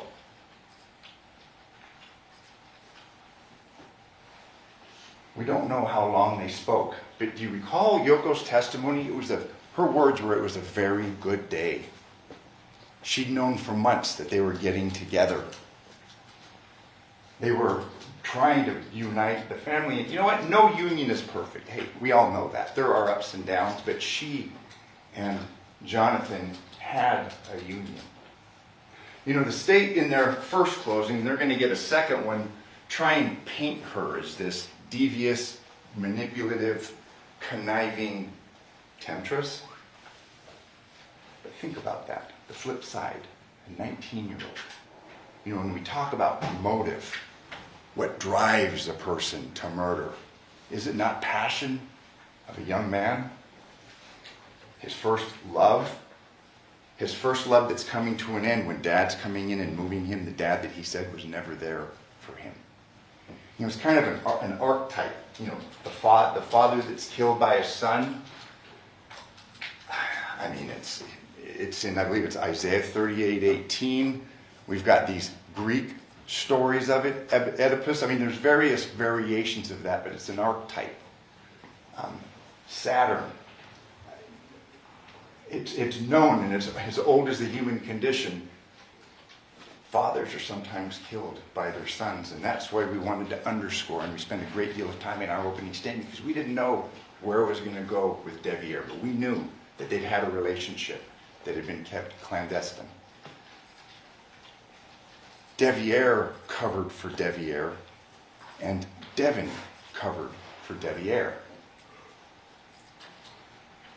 And this is important. I would submit to you that this is a more accurate and a more reasonable timeline. Yoko was awake. 10:58. There's a 44-second call to Deviere from her phone. You recall, we get the text, and you want to talk about an alibi-type text? Putting the girls to sleep. It's 10:36. I'm going to bed. That has been refuted by facts. He testified here that, well, maybe he woke up at 2. That was the first time. Previously, he had testified before a grand jury that he got home, put the girls to bed, went to sleep, woke up, Devyn was there. That is a lie. Why would he lie? What motivation would he have to lie? He's a fairly smart young man. I mean, he was kind of catatonic here, and understandably so in the witness chair. But again, we need to look at motivations, because motivations, they author actions. At any rate, and we knew the night before that Devyn had been there late with Jonathan. But after we were to believe that he's asleep at 10:36, we've got a 44-second call from Devyn's phone to Deviere. 8 minutes pass. 11:05, we get that 10-second burla in the Nissan Armada. It may have been moved. You're to determine that, because I'll tell you, we really don't know. The evidence is not reliable. Whether it pulled up and stopped, or what we saw there was Devyn leaving, we don't know. State's to provide that to you, the timeline. They haven't done that due to this slipping through the cracks in this slipshod investigative work. Now, an hour and 55 minutes pass. Yoko is awake. There's no suspicious noises or activities. And we have a 15-minute timeline. Because you recall, Yoko's into time. She corrected me. She looks at the clock. They talked for 15 minutes. And it was kind of like pulling teeth. She admitted about the dishes and the alcohol. They talked for 15 minutes. We're to believe that, and again, this goes to Devyn's statement and reliability after she's subjected to interview after interview. Yoko says the lights are on. The state would have you believe, apparently, that Jonathan's dead. She struck him in the head and he's dead. Meanwhile, she has this 15-minute communication. Again, no blood, gloves, chemical smell, any of that on Devyn. At 1:15, Yoko goes back upstairs. And you recall yesterday, that was kind of rebutted Lana's testimony. They kept hitting her with that hour and 4 minutes. That's why you don't talk to the police. That's why you have a right to remain silent. One thing that we have learned is don't talk to the cops, especially if you're the target, because they're going to take what you say and they're going to twist it. Yoko was equivocal in her testimony when she testified before us. This time, and she's just testified once before a grand jury, she's equivocal. She was awake the whole time. She looked at YouTube. She went to sleep. It's equivocal. But at 2 a.m., for the first time here, she says she hears the bang. And I think we had the prosecutor bang his hand. She'd never talked about that before. But still, may have happened. 2:04, Devyn's leaving. Maybe it was the door closing. We don't know. That's her testimony. But you have to evaluate her testimony. But again, this is really kind of shedding light on this timeline. She previously testified that she heard dogs at 3 a.m. She brought it up 3 times during her police interview. Apparently she felt it was noteworthy, and she testified to that September 14th before the grand jury. Yeah, the dogs are barking. It's 3 a.m. Someone's put the dogs outside. The facts, taken as a whole, and not this little piece here and this little piece there, show that this murder, and you know, it's silly to say a murder didn't occur, obviously it did. It happened after Devyn left. The facts, taken as a whole, bear that out. Again, you've heard, and it's uncontroverted, Devyn leaves at 2:04. You know, what's of note is that presumably Yoko went to sleep after she went upstairs. Part of her testimony previously is that she was awake during this whole time. Where's the testimony of a mechanically powered saw? It happened. It's more reasonable to believe that that happened after 3 a.m. We don't know when it happened. She didn't do it. The dogs were outside barking. Somebody's in that house. Somebody has killed Jonathan and somebody is cutting his head off. Again, what kind of passion does that take? Not an on-again, off-again relationship that Devyn had with him. It's a person that's enraged. You know, well, watch the TV, the police stories. They talk about stabbings are personal versus a shooting. What's it going to take to cut a head off? And what kind of anger and what kind of resentment is that going to cause to for someone to do that? You know, there's been a great deal of argument made and points attempted to be scored that Devyn did that because she'd do anything to get her kids. It was uncontroverted that regardless of what was going on with the family workers, she had those girls from May 27th on. She had them all summer. And when we talk about motivations, we know that Jonathan was moving in.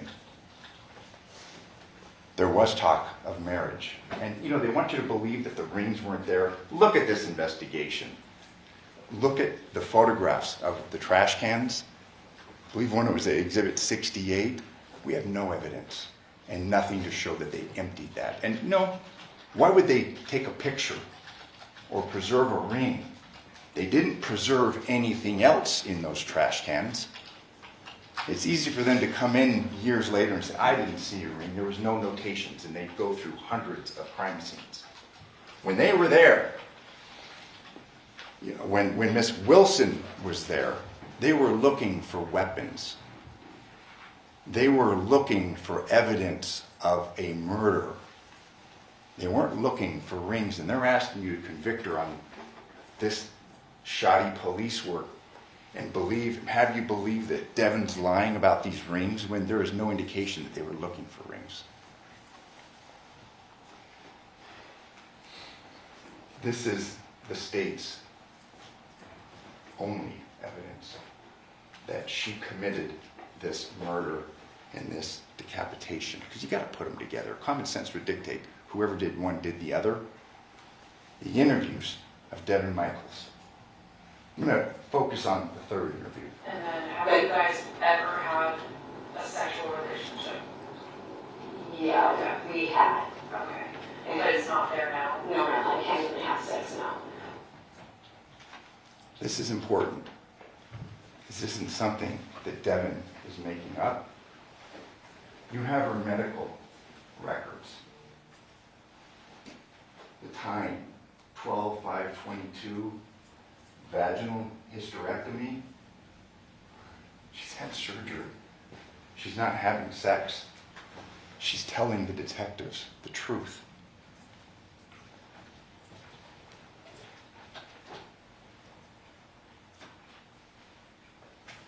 Okay, we've got that. Is there any reason why John's blood or anything DNA related would be in your vehicle? Because I'm so back to our station, our CSA, they're going to thoroughly look for everything in that vehicle. I couldn't tell you. If he was bleeding from when he was doing the thing, he helped load up the truck. So if he was bleeding, In the truck or your on it? my Armada, Okay. like, he was putting the things in the car, like anything that Sure, he had. there's going to be obvious areas where blood doesn't belong even if you're loading. So I'm just asking you directly, because if you find any DNA evidence in that vehicle, obviously we want to make sure we asked you if there would be a reason. No, the only thing I knew he said was his hand that he hit on the table. That's the only time he ever said he was bleeding, and he said it got a pretty good gash. Okay, but you didn't see that. No, I did not, so I can't really speak on it. But he was still loading everything up, so I don't think it was really bothering him that much. This is the inside of the Armada. With the testimony from Ozawa, it appeared the vehicle had just been washed. That's been disproven.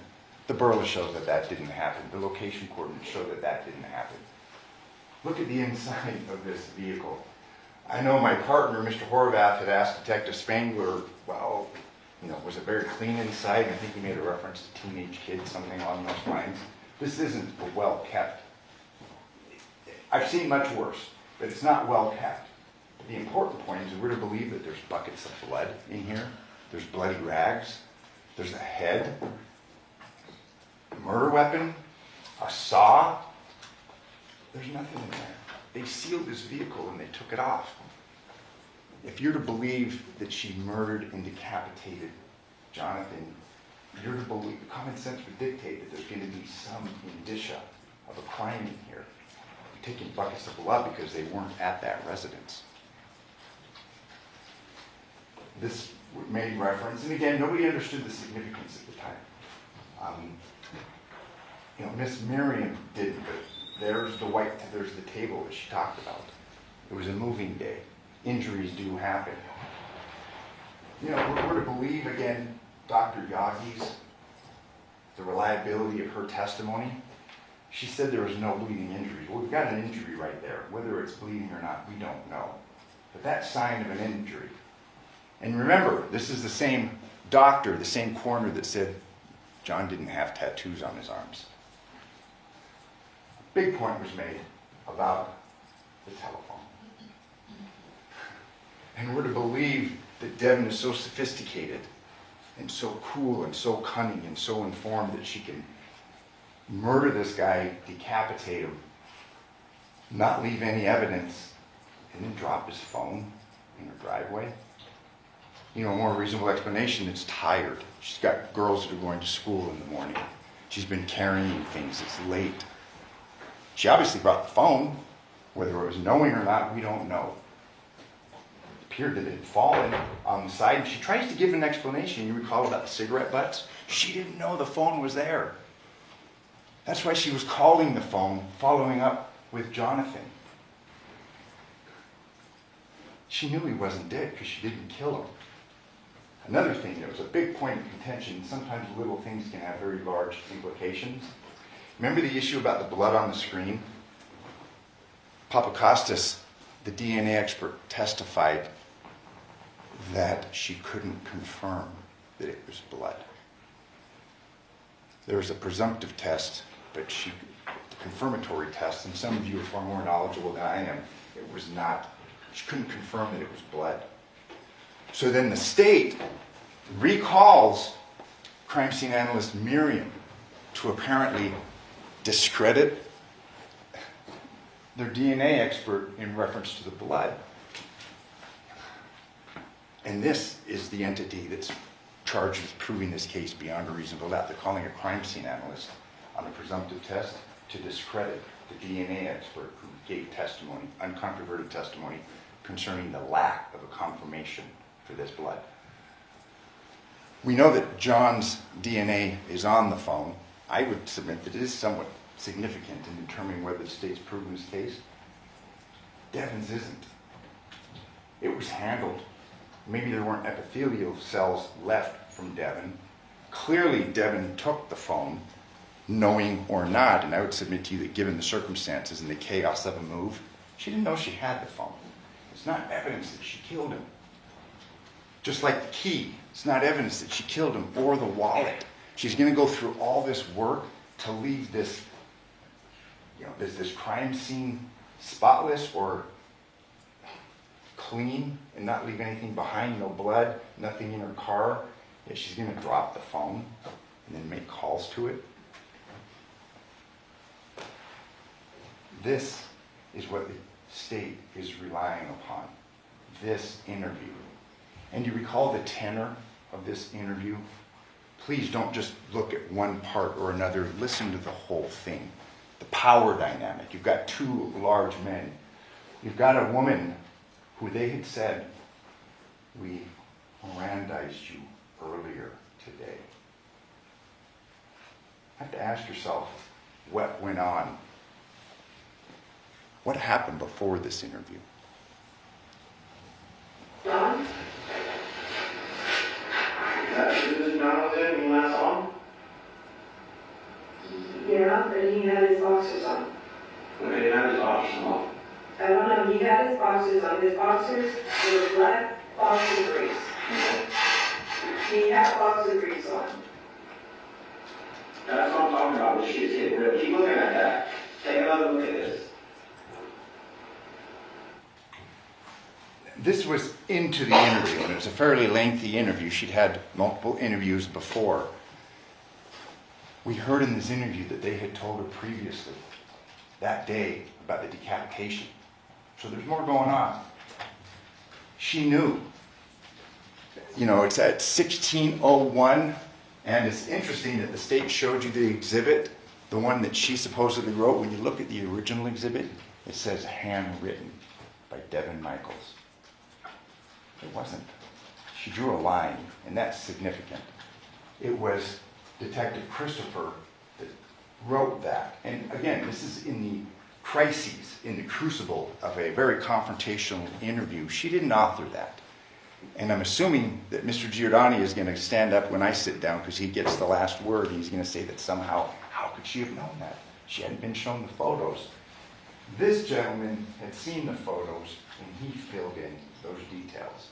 And she's sitting there having been arrested previous to this interview and facing the horror of being accused of a crime, a murder that she didn't commit. Here's the boxers. Why lie? Why lie? When she left, he was wearing those boxer shorts. She was consistent in that. Why choose that hill to die on? She was telling the truth.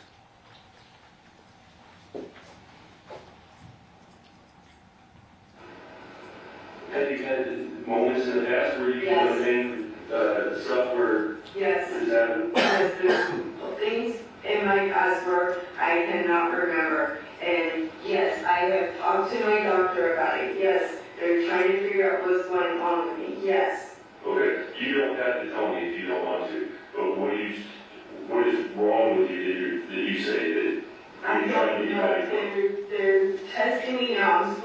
I think yesterday, for whatever reason, my brain tingles and I black out.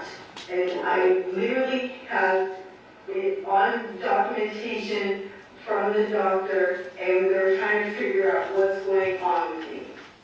This interview is on August 15th of 2023. This condition that she's talking about, it's documented 6/7/2023. The patient established her patient she feels like tingling, vibrating in back of head, comes and goes, denies headache, has dizziness. This isn't some ploy. I mean, she's in this high pressure, confrontational interview, and she's trying to give as truthful information as possible. She's had some problems. This isn't some defense where, oh, she blacked out and didn't know what she did. She didn't commit this crime. She didn't commit this decapitation. She's had some issues that she's been trying to address. And again, she's being truthful to these detectives.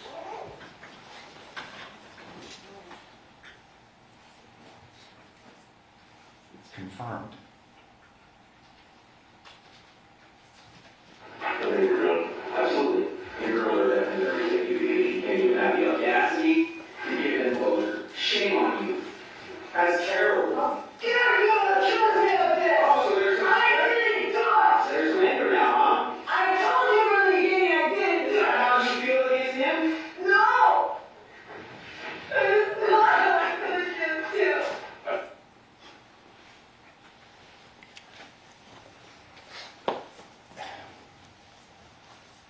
She's pushing back.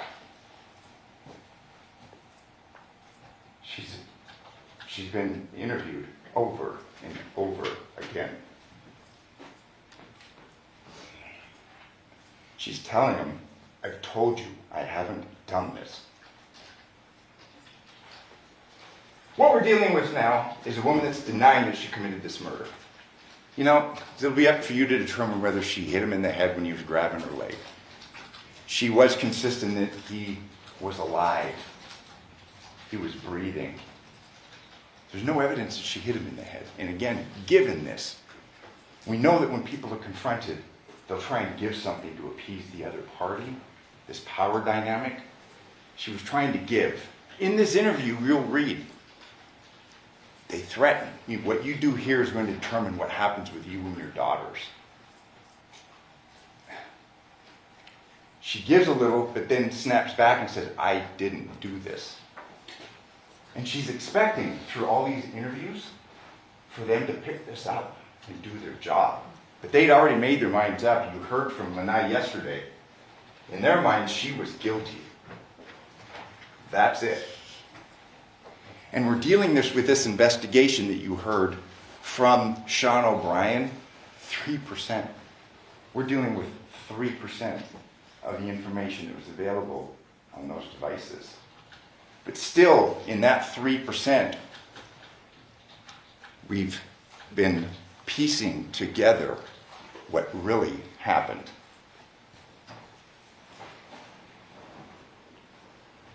We do know, and it's clear, incomplete Celebrite reader files. critical database files are missing from the phones. Now, years later, we're trying to piece together a defense to defend a woman that didn't commit this murder. There's artifacts which would indicate a need for further investigation. And Sean O'Brien testified that generally, as he's been a forensic analyst, he's been involved in law enforcement. There's supposed to be this back and forth. Hey, get us this. You know, as this investigation develops, we need more information. There was no indication that that occurred in this case. She's at the house. She's the low-hanging fruit. She's guilty. The end. All investigation stops. Image of Devyn and Deviere. And again, we would like to have more, but we can show you this image. Now, of all the images that are available on a cell phone, I think I probably have 4,000. You know, it's going to be the state's position, well, this is just randomly popping up. Devyn had said that he was asleep, or Deviere had said that he was asleep at this time. He testified under oath. He lied under oath. Look. There's a Discord chat application, 231. This is telling. You know, the state can play 3 phone calls from the girls who are adorable. Those were all after 11 o'clock. We have no proof where Deviere is. But we have 2 indications of 2 artifacts at 2:12 a.m. and 2:31 a.m. that he's up and he is engaged. There's a deliberately deleted file. This is the image, 2:12:38 a.m. This is after there's been 3 calls from the home phone that night to Devyn. 3 of them were the girls. What about the other 8? But of all images, at 2:12:38 a.m., this is being looked at on Deviere's phone.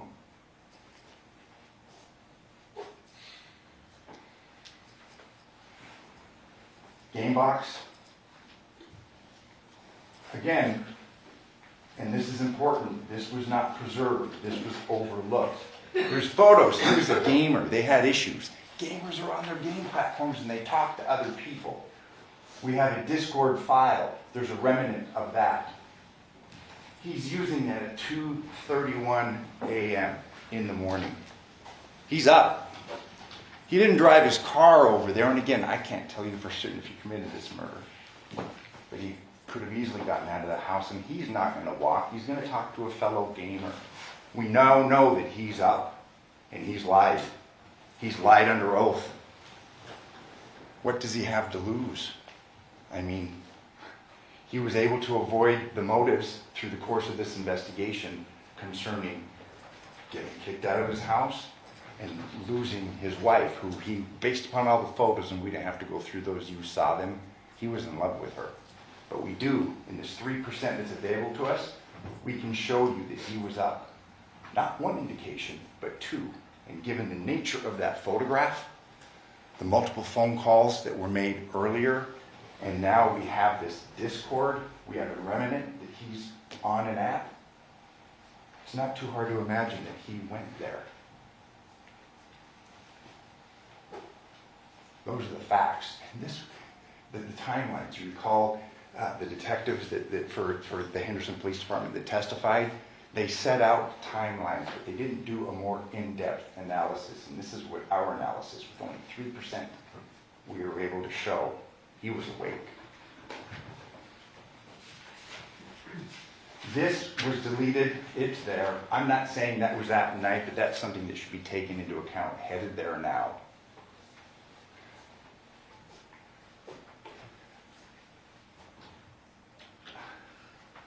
He's there in this area, and you'll have the exhibit. He's next to a remote area. Don't know if he had a job there or not. This is the morning after 8/7/10/25. You know, when detectives interviewed him, he'd said, hey, I've been drinking. We don't know if he'd been drinking all night. We don't. He's a drinker. He's in a remote area where, and obviously there's been no testimony, there's been no investigation in those wash areas. We know he was over there. We know he was up. We know that he was looking at a picture of him and Devyn. You know, you see on the crime TV shows about motive, means, and opportunity. He had all three. He had the motive. He had the means. He didn't walk there, but he was talking to somebody. Clearly, he had the opportunity given the timeline. But again, I'm not going to stand before you and say he did it. We don't know. She didn't. These were texts that were between him and his father. You have nothing to tell me, WTH or TF. I thought you were my seed. If what I can know, I can't fuck with you. Boy, that's true. Devil shit. It was clear, and he tried to smooth things over through the course of his testimony, but Deviere did not like his dad. He had an affair with his dad's girlfriend. You know, these things don't reflect too good on her, okay? They reflect poorly on Devyn. But Devyn's not here for good moral character. You can despise the choices that she made, but you can't convict her for murder that she didn't commit.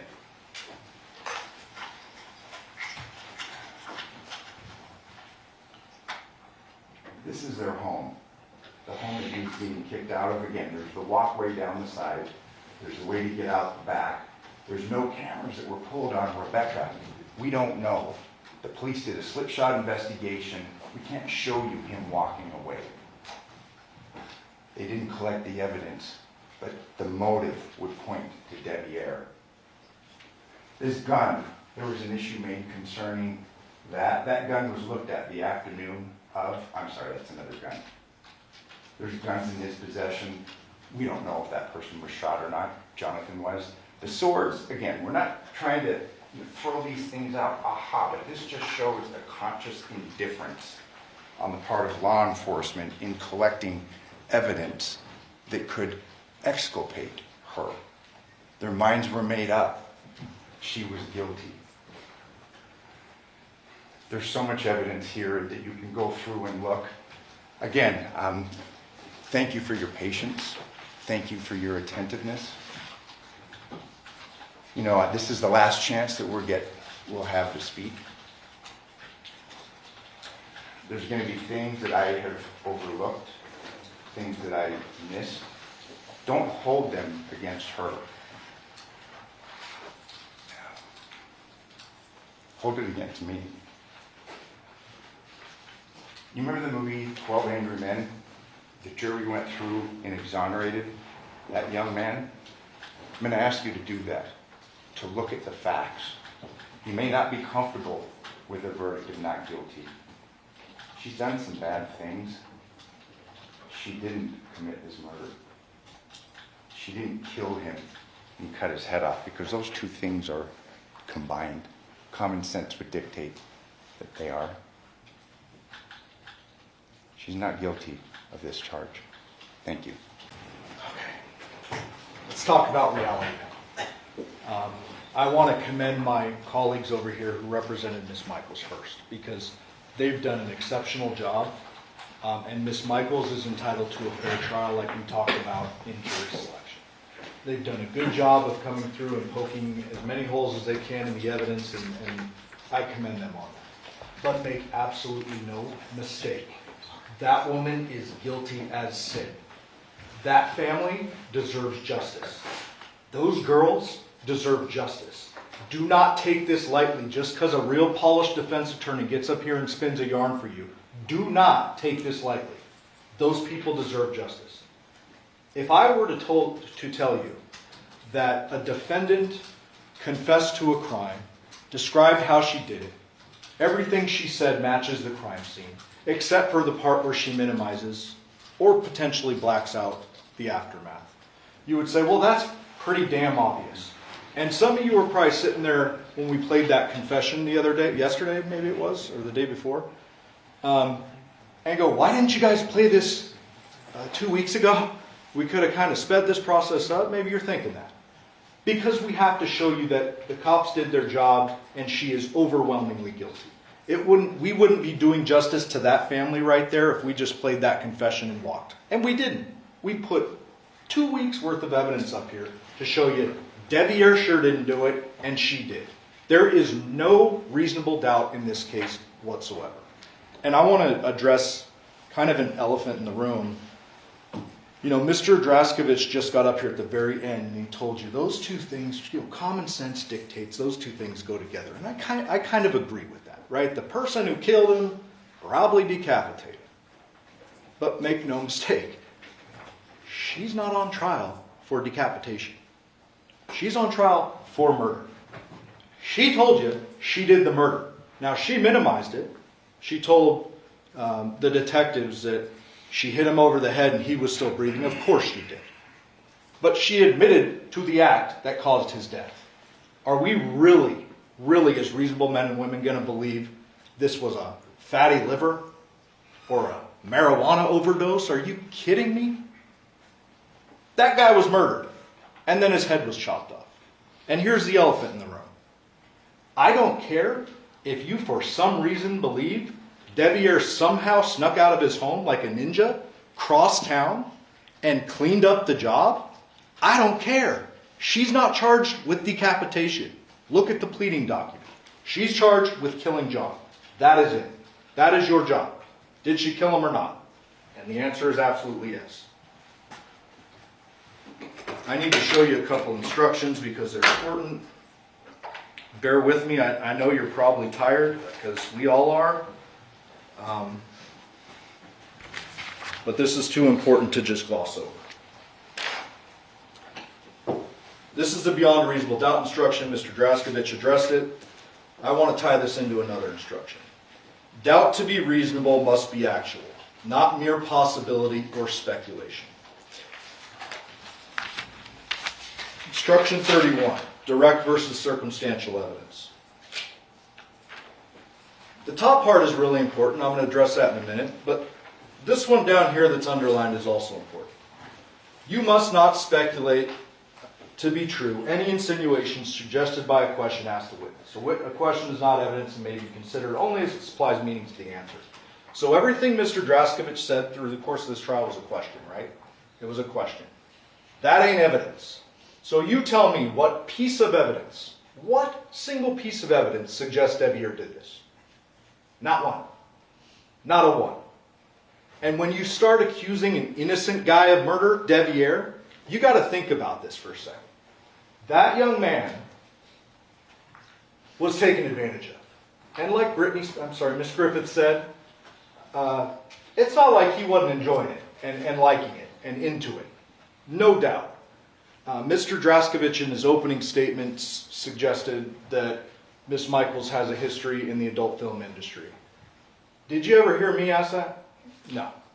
Did you ever hear me or her mention that? No. Because Mr. Draskovic is right. She's not on trial for having a past. Doesn't matter. The only reason that does matter is because it dictates that relationship with Deviere a little bit. It colors it. She is an experienced woman, much older than Deviere. He's a young knucklehead, and I would submit to you that when you heard from him, no disrespect, but that guy's not a criminal mastermind.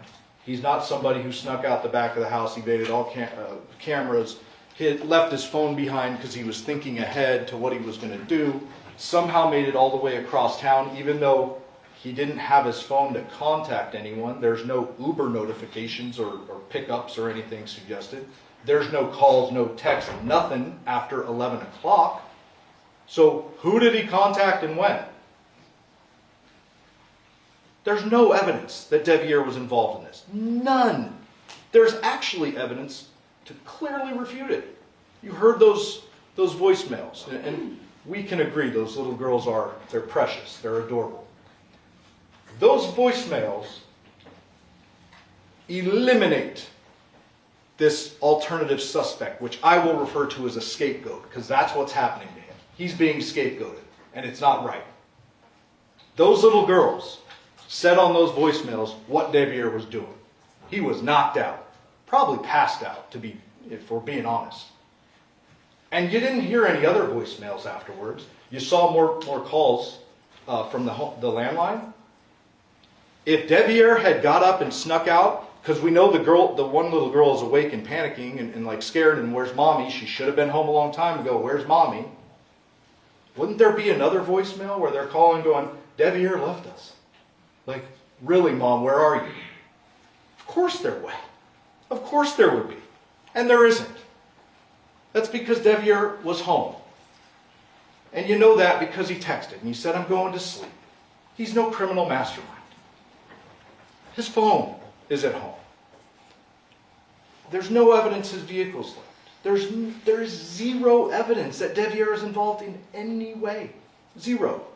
And so Mr. Draskovich brought up a good point with the instruction that Ms. Michaels is the only one on trial. That's instruction number 36.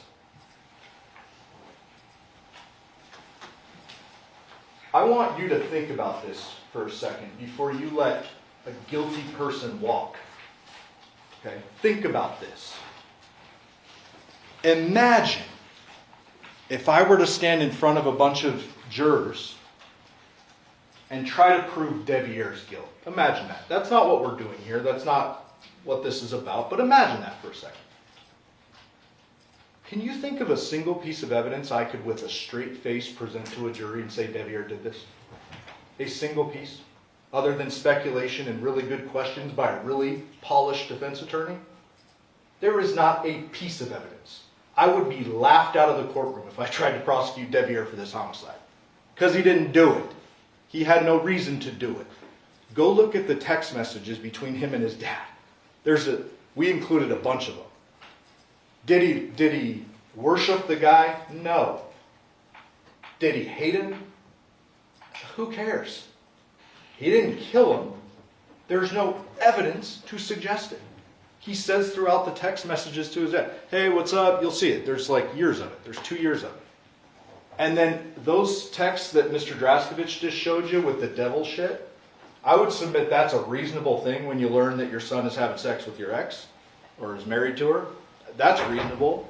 But then, they left out a text that's right after that where dad is reaching out to Deviere like months later saying, hey, this wasn't some big, rift, homicidal relationship between dad and son. Now, when you're thinking about motive like that, you've got to think about this defendant. She told you in that interview with Detective Lina and Christopher why she did it. She said it clear as day. I didn't think he was really going to move in. The walls were closing in on her, and she made a real horrible decision. A real bad decision. She said that she very specifically got up.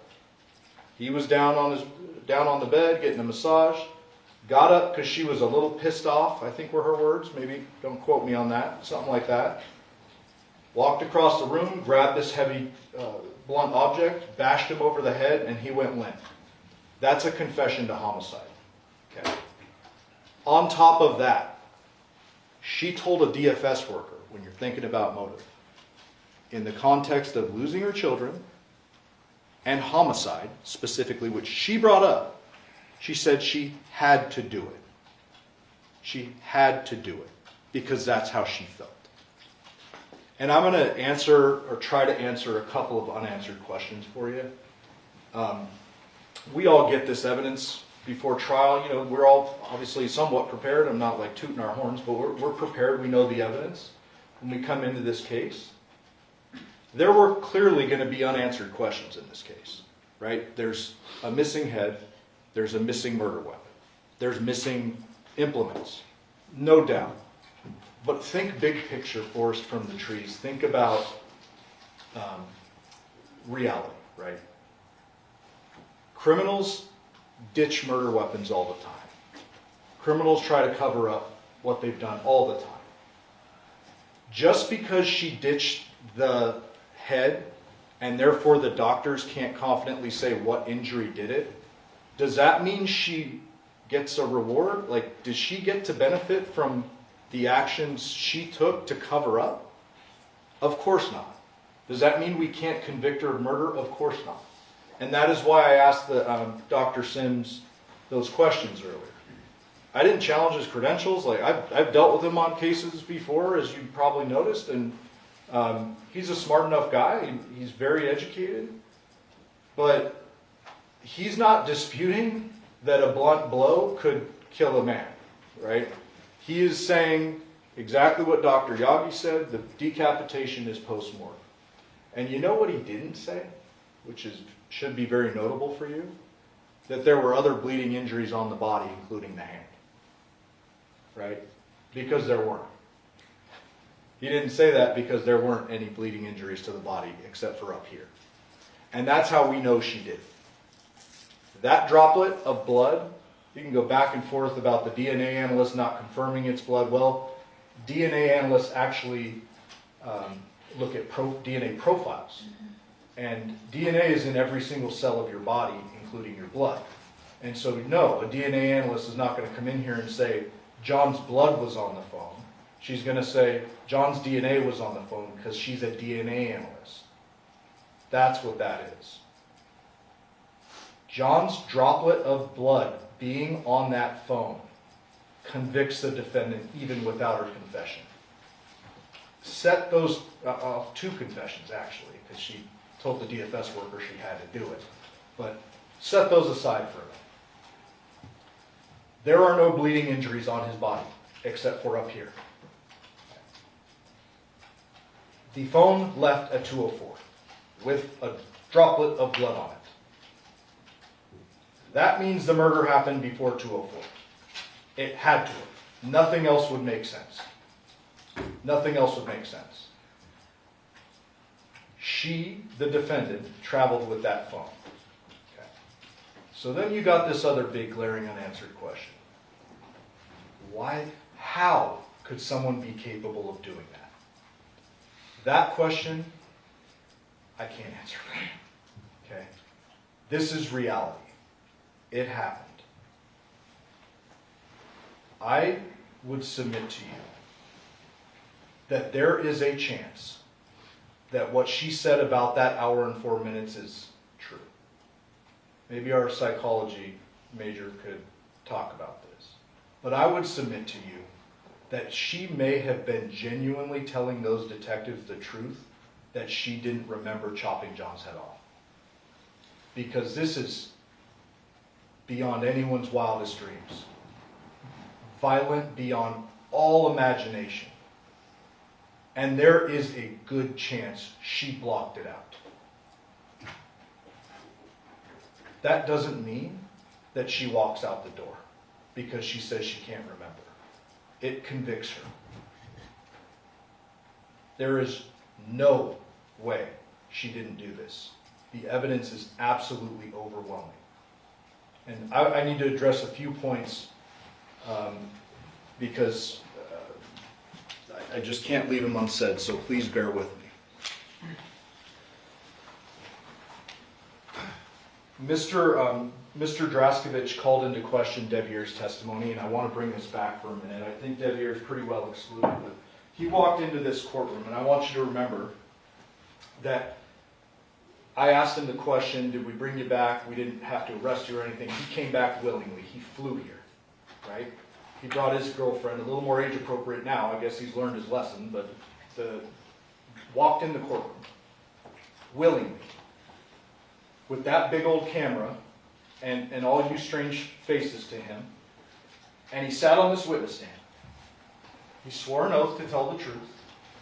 He got up here. He testified. He looked at his wife. He looked at all of you. He looked at me. He looked at the marshal with the gun and the badge. And he testified to the best of his ability. Now, I am not and will not endorse his character. I don't know the guy. I've met him a couple times because he's a witness. But you got to see him tell you the most intimate details of his life. And I asked him straight up for a reason, and I did this early in the trial because we just learned he's the defense. Put him up early, and I asked him, did you kill your dad? And he said no. Now, I know he's a stranger to you, and you can't just accept his word, but you've got to consider the circumstances and what it took for him to do that, to put himself in front of the world, and testify about all this. Willingly. He came back. We flew him back from California, and he came in here and he answered questions from a very skilled defense attorney for however long he was on the stand. Think back to that. Did that kid strike you as someone who snuck out of his home, plotted this big old thing, and killed his dad and then somehow covered it up? Or did he strike you as someone who got himself in a bad spot, his words, tried to fill some shoes he had no business filling, and made a series of mistakes in relationships? His testimony from the stand has to be considered in context. And it's all corroborated. Now, I would submit to you that if he came up here and he said every word consistent, precise with everything he said over the last 2 years, then you might rightfully be a little suspicious. Like, oh, what is he studying for this? He had some inconsistencies. We don't shy away from that. He's not perfect. I asked him a question. I think the word I used was tumultuous, and he's like, what does that mean, sir? I don't know what that means. He's not a criminal mastermind. No disrespect to Deviere, but he's not a criminal mastermind. He's a scapegoat. Don't let that happen. Need to address our pleading document. Mr. Draskovich brought this up, so I just have to address it. So you heard in the beyond a reasonable doubt instruction, it says the state must prove every element of the offense beyond a reasonable doubt. This is a legal pleading in Nevada. We are permitted to use unknown means and manner of death and unknown deadly weapon. This goes back to what I was saying earlier and what Ms. Griffith said about the deadly weapon instruction, where it says the state is not required to recover the deadly weapon used and present it in trial. There's a reason for that, because like I said earlier, this happens all the time. We don't reward criminals who are smart enough to get rid of the weapon. In addition, we don't reward criminals who are smart enough to get rid of the head after they've crushed it. Okay. That's why we are legally permitted to do this. Unknown object, unknown cause. Only question is it murder? Is it not? Did she do it? That's it. And it's absolutely first-degree murder. Mr. Draskovich brought up the robbery instruction, or the robbery pleading felony murder stuff. So I need to address that as well.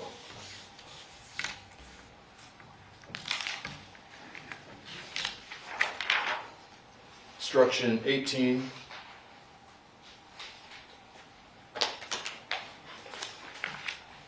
So, when you first heard the charge read by the clerk, I'm sure you're like, what do you mean by robbery? This doesn't really,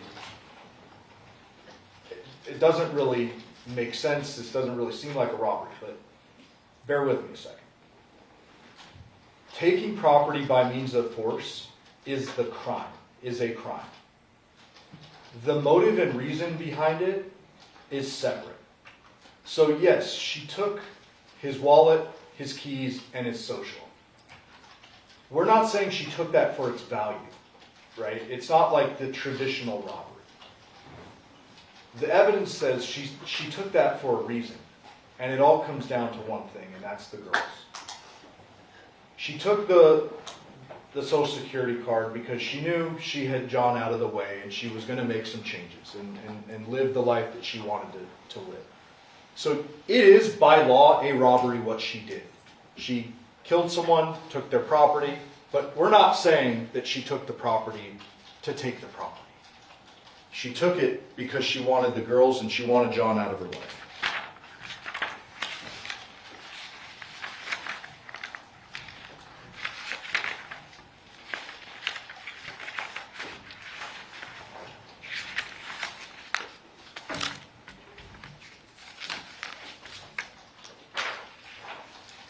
Instruction 29 is the motive instruction, or we call it the motive instruction. Motive is not an element of the offense or the crime charge. We're not ever required to prove motive, but you're permitted to use it to color kind of the facts of the case and determine whether there was a motive that could lead you to convicting on the crime. I've addressed motive a little bit. I just want to kind of wrap up that idea with this. John and Yoko and his side, they had a very different understanding of the moving situation than the defendant. Okay. She didn't want it to happen. Go look at the text, especially the ones that Miss Griffith showed in her closing. John is continually saying, I miss my girls, I miss my girls, I want you girls back. We need to put this family back together for the sake of the girls. And go look at the defendant's responses. Those ones that Miss Griffith showed. One was, I'm glad you appreciate what we had or how it was back then. And then that last text she put up where John is saying we need to do this, we need to have them under the same roof. She doesn't respond. So go look at those when you're thinking about motive and tie it in with the last statement, the confession. There is no doubt that both sides have been aware of this potential for a move. What I would suggest to you the evidence says is that she didn't want John moving in, and John did. John wanted that. And it didn't become real until that night. And you know that because of the conversations with Deviere. He's still there. He's literally still living there. So if he was going to be moving out for John to move in, why isn't he moved out already? That's because no one expected John to try to make the move that night. And that's when the wall started closing in on her. She's thinking in her head, I want my girls back. I want my girls. That's it. This guy can't move into my house. That's not what I want. She wanted him out of the way. And she did what most reasonable people wouldn't do. She made the decision to take a blunt object and bash him in the head and kill him.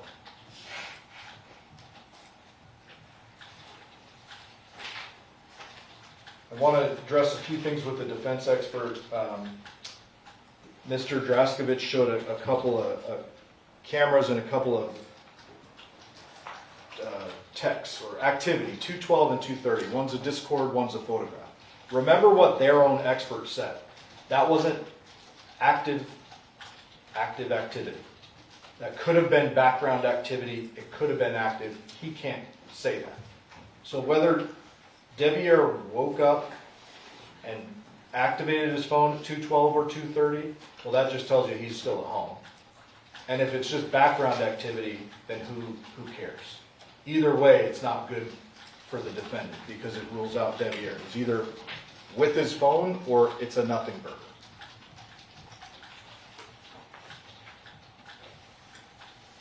Mr. Draskovich talked about the boxer shorts being off, and I already mentioned this. The defendant may very well have blocked out what she did after she killed him.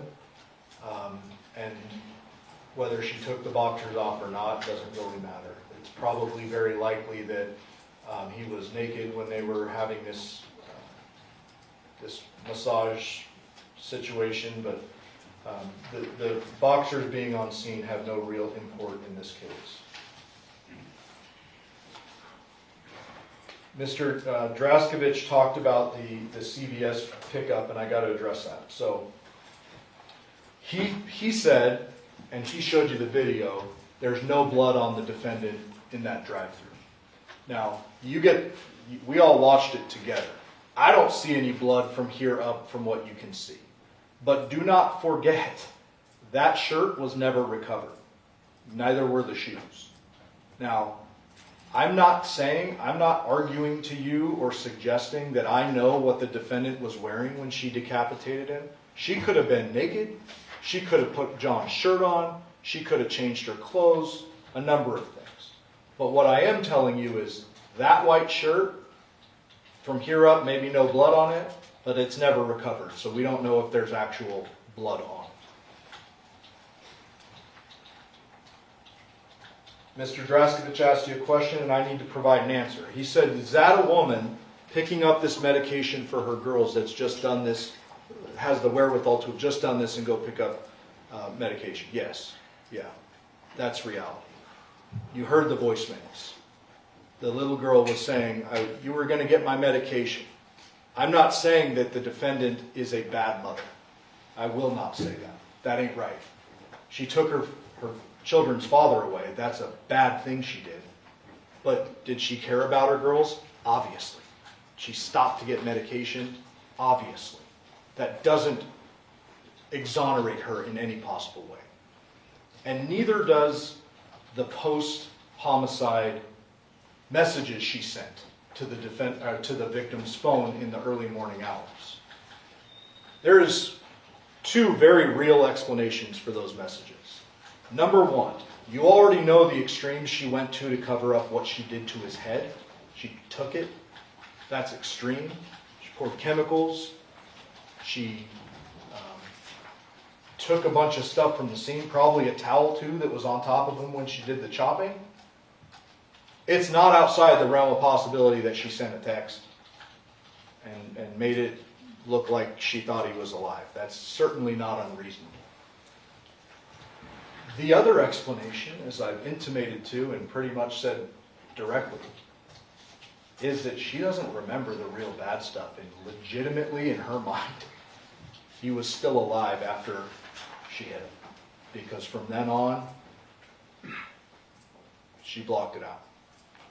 So take those text messages for what they are. They're either she's alibying herself or covering up, or she genuinely doesn't remember the wet work. That's what that is.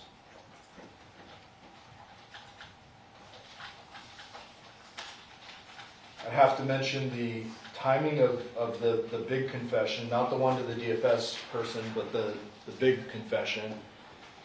If this is all, there's no evidence to say this, but according to Mr. Draskevich, this is the defendant covering up for Deviere. If that is true, why does she confess after she's arrested?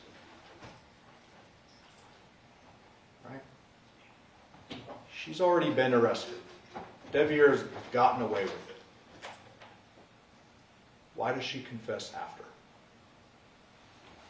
Unless it's what happened. Mr. Draskevich showed a couple of videos. The small movement off screen. Remember the 2696 video? He showed the small movement off screen, and I believe he said, I'm sure it was just misspeaking, but I want to make sure it's clear, that was the 204 movement. That was not. That, according to the detective, that was the 11 p.m. movement, when it goes off screen. And we know that for a fact because the burla shows that exact movement at 11, or it's 11 or 11:04, I can't remember. The 204 footage on that video is when you can't see the car, it's already out of frame, but you can see the lights turn on and it leaves. And then that is also consistent with the burla, so just needed to clarify that.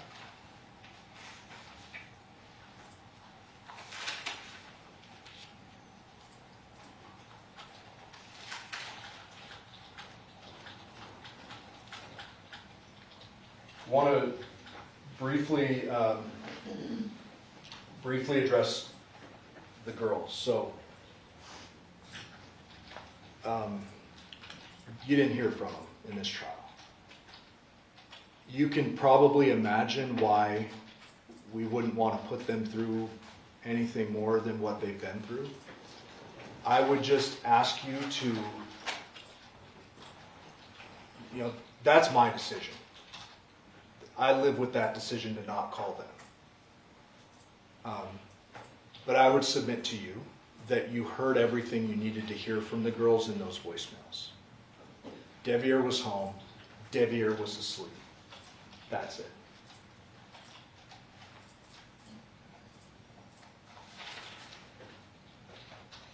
need to briefly address this DNA stuff. So Mr. Draskovich made a point about the swords, the shower earlier in the trial, not an argument, but no blood being in the Nissan Armada and the footprints. And I just want to take this to its logical conclusion. So say we swab the swords and any one of the three's DNA is on it. What question does that answer for you that hasn't already been answered? If Deviere's DNA is on it, it's, well, he's handled the swords before. If the defendant's DNA is on the sword, it's, well, she lives in the home, of course her DNA is on the sword. If John's DNA is on the sword, it's, well, yeah, those are his swords and they were just moved from his house in the move, right? That doesn't answer an actual question in the case. DNA being in the shower. The defendant's been to the home many times. Have we found her DNA in the shower? What is that going to change for you? Absolutely nothing. No blood in the Nissan Armada. There is so much evidence of her covering up her acts at the crime scene. It should not be shocking to you that she could have wiped up some blood if there was any in the Nissan Armada. We know from the patterning at the scene, and you look at it for yourself, the blood on the ground, there is something she used to collect that head. There is a very straight, clear line on the border of that blood that suggests that something caught that head. And whatever that was, she took it with her. And when the defense says there's no stops along the way, we agree. But what they can't say, no one can say, is what she did when she got home. And you may remember that many times different witnesses talked about it being trash day. It is not very hard to walk over 2 homes or 3 homes and dump a bag or basket or whatever it is in a trash can. And, you know, I got to address the investigation. Now, the detectives are all learning this stuff as the investigation goes along. They didn't have the burla and all that stuff when they go to Porcupine Rim on August 7th. Should they, because of they did know there was a head missing, should they have checked every trash can in the neighborhood? Yeah, probably. But they didn't. Okay. That doesn't mean that she didn't dump the head in the trash can. And that doesn't mean that this investigation gets the case thrown out or the defendant acquitted. These detectives actually did a pretty darn good job of follow-up investigation. When they suggested that she was the convenient, shortest distance between 2 lines, I disagree with that. Because remember, they found all that stuff in her home on August 7th. All that stuff, highly suspicious, blood on the phone. Did they arrest her then? No. Could they have? Yep. They didn't. They went and did mountains of follow-up investigation. All of that confirmed the suspicions. And then she confesses after she's arrested.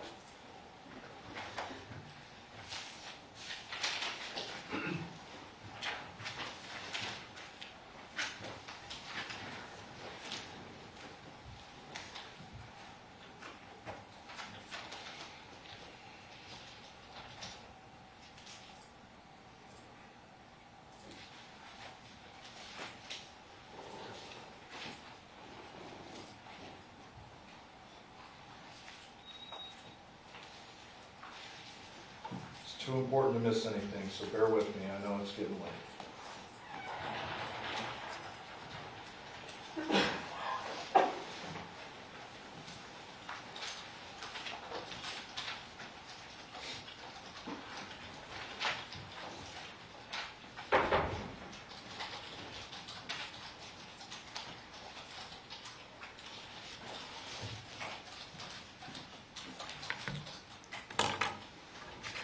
Almost.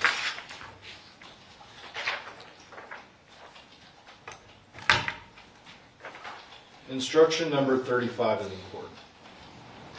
In arriving at a verdict in this case as to whether the defendant is guilty or not, the subject of penalty or punishment is not to be discussed or considered by you and should in no way influence your verdict. I want you to take that to heart. There's a phrase that's commonly thrown around in this courthouse. It goes, admit what you can't deny what you can't admit. I'll say it again. Admit what you can't deny, deny what you can't admit. I want you to think big picture, forest from the trees, just one more time. When there is a confession and DNA and mountains of phone evidence and video surveillance, what could the defense possibly do? She's covering up. The only thing that these very skilled defense attorneys could say in this case. We, luckily, have a mountain of evidence to disprove that. Admit what you can't deny, deny what you can't admit. They were painted into a corner. I commend them on their job, but what they did is they blamed an innocent person for a homicide he didn't commit. And I don't want you to blame the defendant, Ms. Michaels. I don't want you to judge her based on whatever her past. No one's asking you to do that. I also don't want you to take into account whether she's a good person or a bad person. She seems like she has some good qualities about her. Seems like she's trying, to be a good mom. You must not make this decision based on sympathy or a popularity contest. Mr. Draskovich, very likable. We're not here to do a popularity contest. This is real stuff. Okay? Real stuff. Do not think about whether you think she deserves a little leniency or redemption or this is a one-off. She lost it. None of that matters for you. That matters for the judge, Judge Jones, who in her wisdom will sentence the defendant, not you. That is not your calculus. Your job is simple. Did the defendant do it or not? That's it. Please remember your oath to follow the law. It's my understanding the judge is going to let you stay a little bit after to deliberate tonight. I'm sure you might get instruction on that, but please don't take this lightly. This is important to more people than just the defendant. She is guilty beyond a reasonable doubt. Guilty of homicide. Thank you for your time and attention these 2 weeks. We really appreciate it.